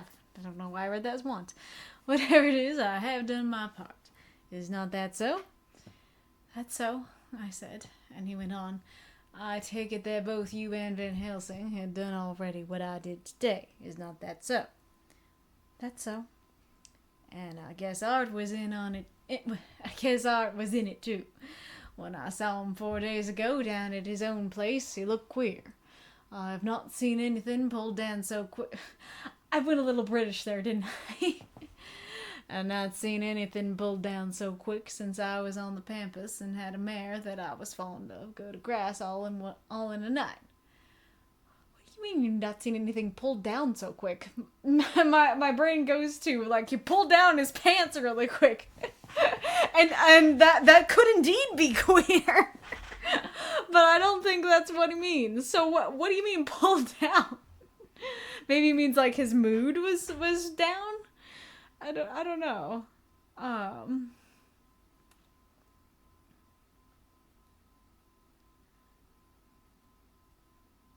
was fond of go to grass all in a night. Oh, does go to grass mean like die? And so is he saying like, oh yeah, like he's so still and he looks like he's gonna die? Interesting. One of those. Is that the first time we've seen that word used? One of those big bats that they... Oh, I guess... okay, vampire bat. I got excited over nothing. It's a vampire bat. One of those big bats that they call vampires had got at her in the night, and what with his gorge and the vein left open, there wasn't enough blood in her to let her stand up, and I had to put a bullet through her as she lay. Oh... So, Quincy, my man, he's onto it. Like, he's the first guy to actually talk about something, like, one tick away from what's going on. Like, Van Helsing seems to know what's going on, but isn't telling anybody because of his corn metaphor. But Quincy's like, hey, yeah, a vampire bat once bit my mare and drained her of blood and I had to kill her. Kind of looks like that's what's happening right here. Thanks, Quincy. That's pretty much exactly what's happening. All the way down to, like, it is actually a bat. It's a person turned into a bat, but it is a bat. I don't know if I talked about it yet, but I know that there is a time in this book where a bat shows up and Quincy just shoots it because it looks suspicious, and I am excited for that. And now that makes more sense as to why he'd do that. Because, yeah, if a bat killed your mare, you'd be like, yeah, I'm shooting the next bat I see. I don't want to lose another horse. Or another fiance. Well, I guess she was never his fiance. Another girl I loved. Alright. Jack, if you tell me without betraying confidence, Arthur was the first, is that so? As he spoke, the poor fellow looked terribly anxious. He was in a torture of suspense regarding the woman he loved, and his utter ignorance of the terrible mystery which seemed to surround her intensified his pain. So far, he seems like the person who understands it better than anybody, despite being not the person present. His very heart was bleeding, and it took all the manhood of him, and there was a royal lot of it, too. I believe that! To keep him from breaking down. I paused before answering, for I felt that I must not betray anything which the professor wished kept secret, but already he knew so much, and guess... I see what he responds with, that's great. And guess so much that there could be no reason for not answering, and so I answered in the same phrase. That's so. So, why is he asking if Arthur went first? Is he saying, like, don't tell me that you got to give the woman I love blood first? It should have been her fiance. And it's like, yeah, it was. And like, why would answering if Arthur went first betray Van Helsing's confidence? Also, I do think it's like I said, I do believe that there's a lot of manhood in this man. But at the same time, it's like, do you think that Van Helsing's less of a man for breaking down earlier? Because I don't think so. I think it's fine. It's interesting to see the stereotypes that we have now, like, still true back then, and of course, like, they came from back then, but, you know, stereotypes can morph and change, and some can be worse in the past, and some can be non-existent in the past, and some can be the same, and so, like, this was one that seems to be the same, like, boys don't cry, sort of thing. But no, Quincy, it's okay to cry. You're still very much a man. You still got all your manhood intact. And how long has this been going on? About 10 days. 10 days? Then I guess Jack Seward, that poor pretty creature that we all love, has had put into her veins within that time the blood of 4 strong men. Man alive, her whole body wouldn't hold it. And coming close to me... Oh, then... Seward just goes Texan for a second. Then coming close to me, he spoke in a fierce half-whisper. What took it out? I like that phrasing. I like that. I shook my head. That, I said, is the crux. Van Helsing is simply frantic about it, and I'm at my wit's end. I can't even hazard a guess. There's been a series of little circumstances which have thrown out all our calculations as to Lucy being properly watched, but these shall not occur again. Here we shall stay until all be well, or ill. Quincy held out his hand. Count me in, he said. You and the Dutchman will tell me what to do, and I'll do it. Appreciate it, Quincy. You are a welcome presence. What was I gonna say? Oh yeah, I was gonna say, like, it seems weird that Quincy got it, and, like, the doctor, the smart boy, didn't.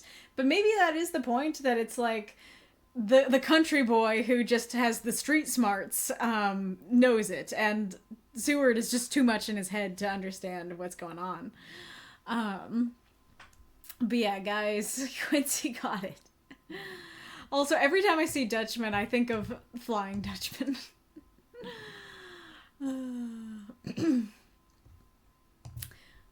When she woke late in the afternoon, Lucy's first movement was to feel in her breast, and, to my surprise, produce the paper which Van Helsing had given me to read. So they put it back. They're like, wow, look, she's got paper in her bra. And they took it out and read it, and then they're like, let's just slide it back in there. The careful professor had replaced it where it had come from, lest on waking she should be alarmed. Her eye then lit on Van Helsing, and on me too, and gladdened. Then she looked round the room, and seeing where she was, shuddered. She gave a loud cry, and put her poor thin hands before her pale face. Both understood what that meant, that she had realized to the full her mother's death. So we tried what we could to comfort her. Doubtless sympathy eased her somewhat, but she was very low in thought and spirit, and wept silently and weakly for a long time. We told her that either or both of us would now remain with her all the time, and that seemed to comfort her. Towards dusk she fell into a doze. Here a very odd thing occurred. Whilst still asleep, she took the paper from her breast and tore it in two. Van Helsing stepped over and took the pieces from her. All the same, however, she went on with the action of tearing, as though the material was still in her hands. Finally, she lifted her hands and opened them as though scattering the fragments. Van Helsing seemed surprised, and his brows gathered as if in thought, but he said nothing. That's curious.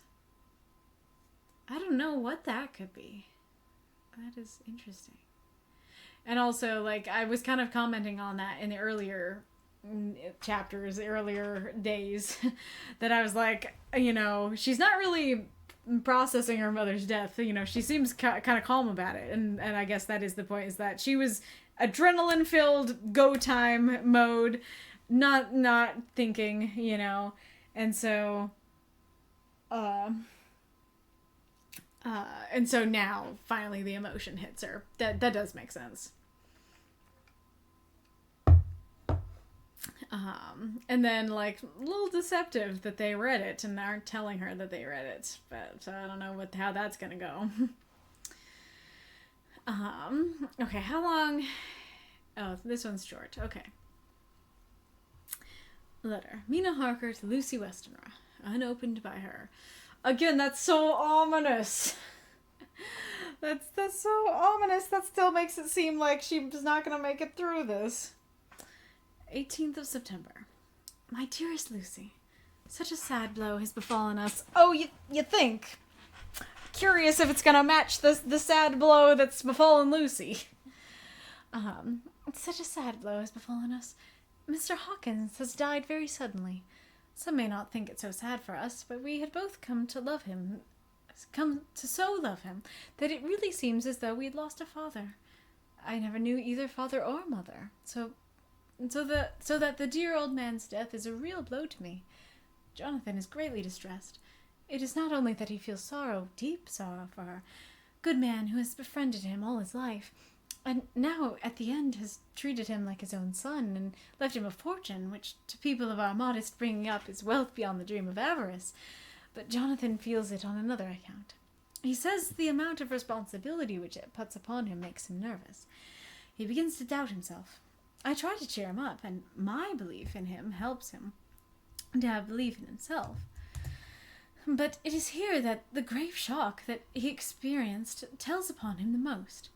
Oh, it is too hard that a sweet, simple, noble, strong nature such as his, a nature which enabled him, by our dear good friend's aid, to rise from clerk to master in a few years, should be so injured that the very essence of its strength is gone. Forgive me, dear, if I worry you with my troubles in the midst of your own happiness. But, Lucy, dear, I must tell someone. The strain of keeping up a brave and cheerful appearance to Jonathan tries me, and I have no one here that I can confide in. I dread coming up to London, as we must do the day after tomorrow, for poor Mr. Hawkins left in his will that he was to be buried in the grave with his father. And there are no relations, at all, Jonathan will have to be chief mourner. Jonathan will have to be chief mourner. I shall try to run over to see you, dearest, if only for a few minutes. Forgive me for troubling you. With all blessings, your loving Mina Harker. I feel like it's gonna be the pizza guy meme. I feel like she's gonna come into Lucy's house. Lucy's half dead. All the boys are there. Her mom's dead, and she's gonna be like, "What? Like, I thought she was happy. I thought things were good." Yeah, I mean, it is sad that Mr. Hawkins died, but, like, he's barely a part of the story, and so hard to feel, like, super emotional about that after everything that just happened with Lucy, which is a lot more so. Interesting that Mina, I think she's saying that she's an orphan, so I wonder, like, how she grew up, where she grew up. Or if she said and I forgot. And then it's like, it's not just that he feels sorrow, it's that he's like, all the work, so much paperwork. I'm the chief solicitor. I don't know what the actual title is. It's like, I inherited a law firm. Oh no. I like the phrasing of wealth beyond the dream of avarice. That's quite the image of, like, you know, avarice has these dreams of great wealth, and this is a greater dream than that. So that's cool. And, like, especially, you know, watching Danny Mata react to Full Metal Alchemist Brotherhood, just thinking about greed, you know, like the personification of avarice being like having dreams and stuff like that. It is wealth beyond greed's dreams.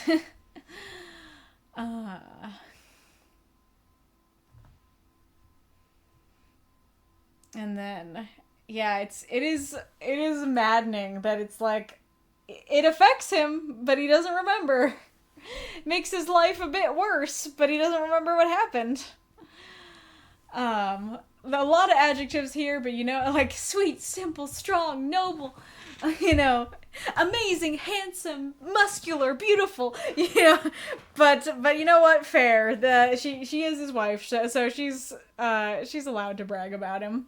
She's allowed to compliment him a lot, like a little more than sounds natural.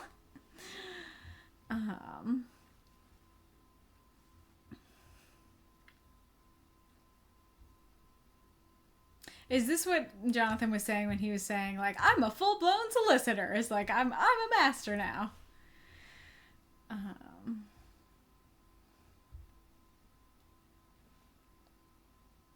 then, I don't know how I feel about this request. Maybe this was normal back then, but, like, I feel like you should have your own grave. Like, I feel like usually I hear of, like, oh, they're buried next to each other. And if it's a husband and wife that, like, died together, they might be buried together. But a man being buried in the same grave as his father, I have questions.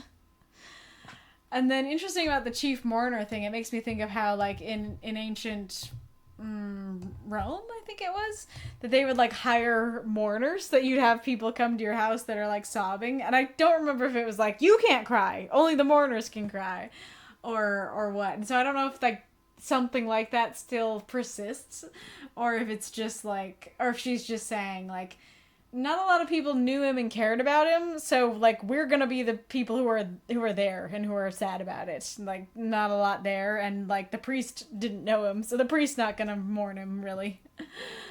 Let's see. Oh, there's an accent. Well, maybe I should do it again. Maybe I should read the next Dr. Seward entry and then leave the accent for next time. Alright. September 19th. Dr. Seward's diary. 19th September. All last night she slept fitfully, being always afraid to sleep, and something weaker when she woke from it. The professor and I took turns to watch. We never left her for a moment unattended. Quincy Morris said nothing about his intention, but I knew that all night long he patrolled round and round the house. When the day came, its searching light showed the ravages in poor Lucy's strength. She was hardly able to turn her head, and the little nourishment which she could take seemed to do her no good. At times she slept, and both Van Helsing and I noticed the difference in her, between sleeping and waking. Whilst asleep, she looked stronger, although more haggard, and her breathing was softer. Her open mouth showed the pale gums drawn back from the teeth, which thus looked positively longer and sharper than usual. When she woke, the softness of her eyes evidently changed the expression, for she looked her own self, although a dying one. In the afternoon she asked for Arthur, and we telegraphed for him. Quincy went off to meet him at the station. There we go. So there's our actual confirmation that she is turning into a vampire. I don't know if I'm glad or mad that I basically got spoiled by, like, trying to look up the blood stuff, the gender and blood stuff, and learned that, like, just by biting her, he corrupts her. Because if I didn't hear that, I'd be like, how'd she turn into a vampire? Did he give her his blood? I mean, is that something that ever does get answered in the book? Because if not, I would definitely, if it's not answered in the book, I'm glad that I read it, because the whole book I'd be like, but how? How does one become a vampire in this book? How does it work? Yeah, all you have to do is get bitten. Which is really interesting. I actually do like that. I like that vampire lore. Makes sense. This is the quintessential vampire book, so of course it's gotta have good vampire lore. But I feel like that's not something I hear about very often, of like, just the biting itself can turn someone. So that's really interesting. Or maybe I do and I'm just forgetting about it, because like the idea of like giving the person your vampire blood is sticking more strongly in my mind. And then I love that they're actually watching her, taking turns so they can get some sleep, and Quincy is patrolling. Love that. Good stuff.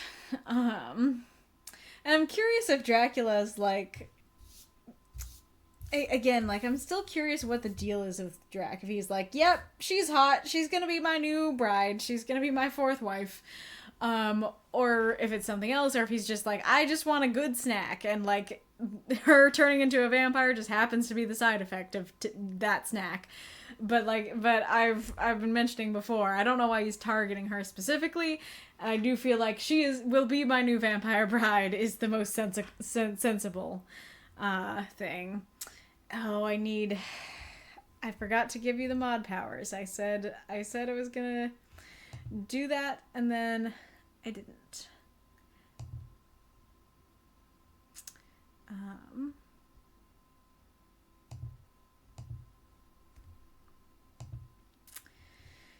All right. Let's go back.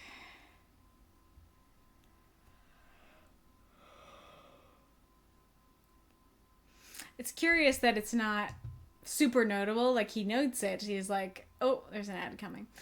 I might, I don't know, I kind of want to snooze it. Yeah, I'm gonna snooze it. So, like, he notes that her teeth are longer, but isn't like, this is really super weird and we need to have it checked out. It's just like, oh, that's a little strange. That's a thing. And then she looked her own self, though a dying one does sound like a vampire. I do like that phrasing. In the afternoon, she asked for Arthur, and we telegraphed for him. Quincy went off to meet him at the station.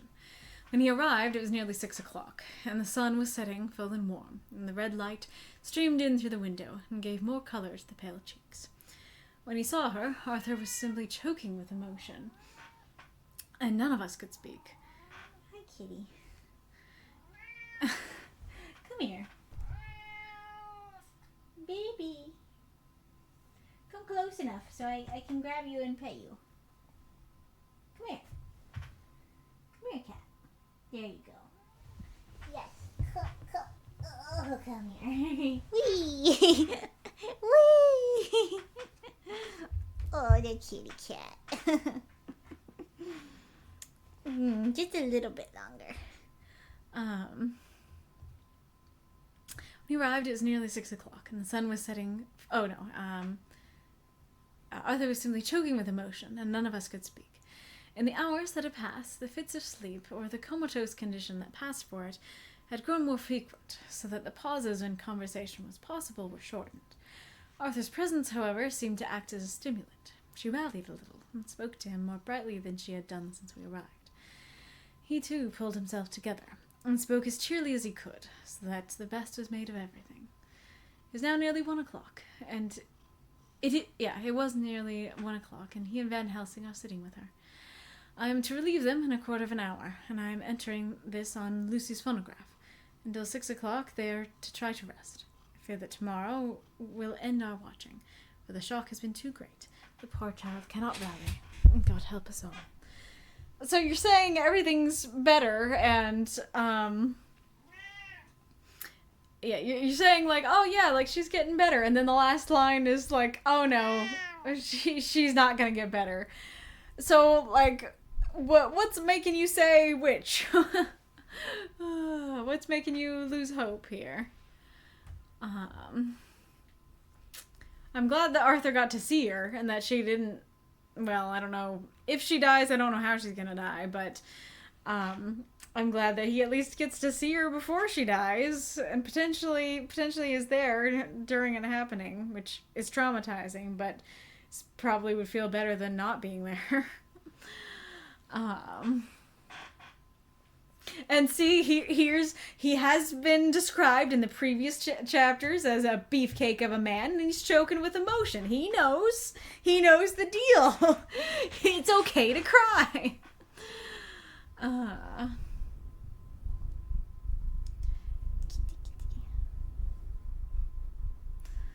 It's nice of them to try to like speak brightly and encourage her and make her feel better.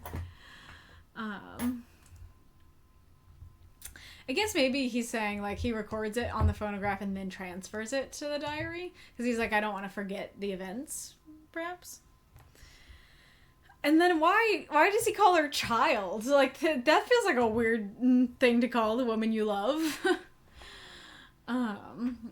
But anyway, so glad Arthur's there. I think this is a beefy one, and it's got an accent in it, so I think I'm gonna stop there. Was not able to. And we're at page 96 of 183, so there's still a lot to go. So wasn't able to finish part September, but able to do some more, and I hope it was fun. I had fun. I had fun talking about weird zookeeper shenanigans and such. Yeah. Good times. I hope that you had fun. It's interesting going over all this again. I'm glad to hear it.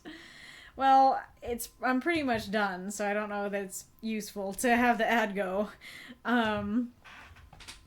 So yeah, is there any friend who's streaming that you'd like to raid? Kitty cat. Kitty cat.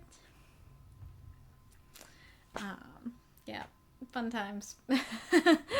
Hope you enjoyed it. I can try and while I'm waiting for you to say stuff, see if there's anything I can find.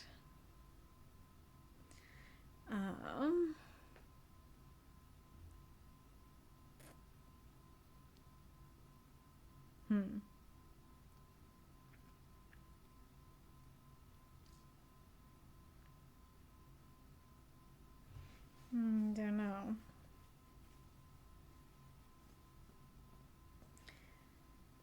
I could send a Pizza Nut stream. I look for another reader or writing stream. I can try that.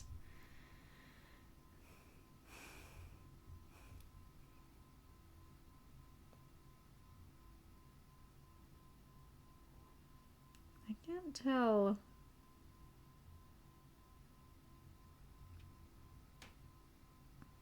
Oh, these are not people live. Okay. There's no category for writing, right? Well, we have some people who seem to be live doing writing stuff. Let's try the person who has less views. I don't know what they are what they're doing, but it's under writing and reading, so let's hope it's something good.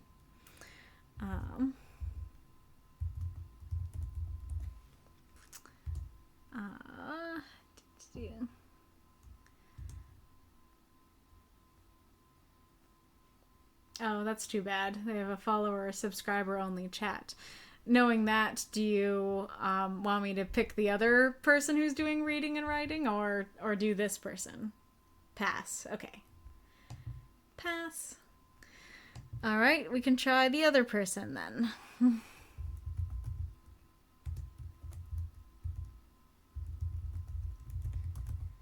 This definitely seems like a reader. That they got reads right in the name. Let's try that. Looks like they are reading SCP, so that could be fitting. All right. See you guys next time. Goodbye.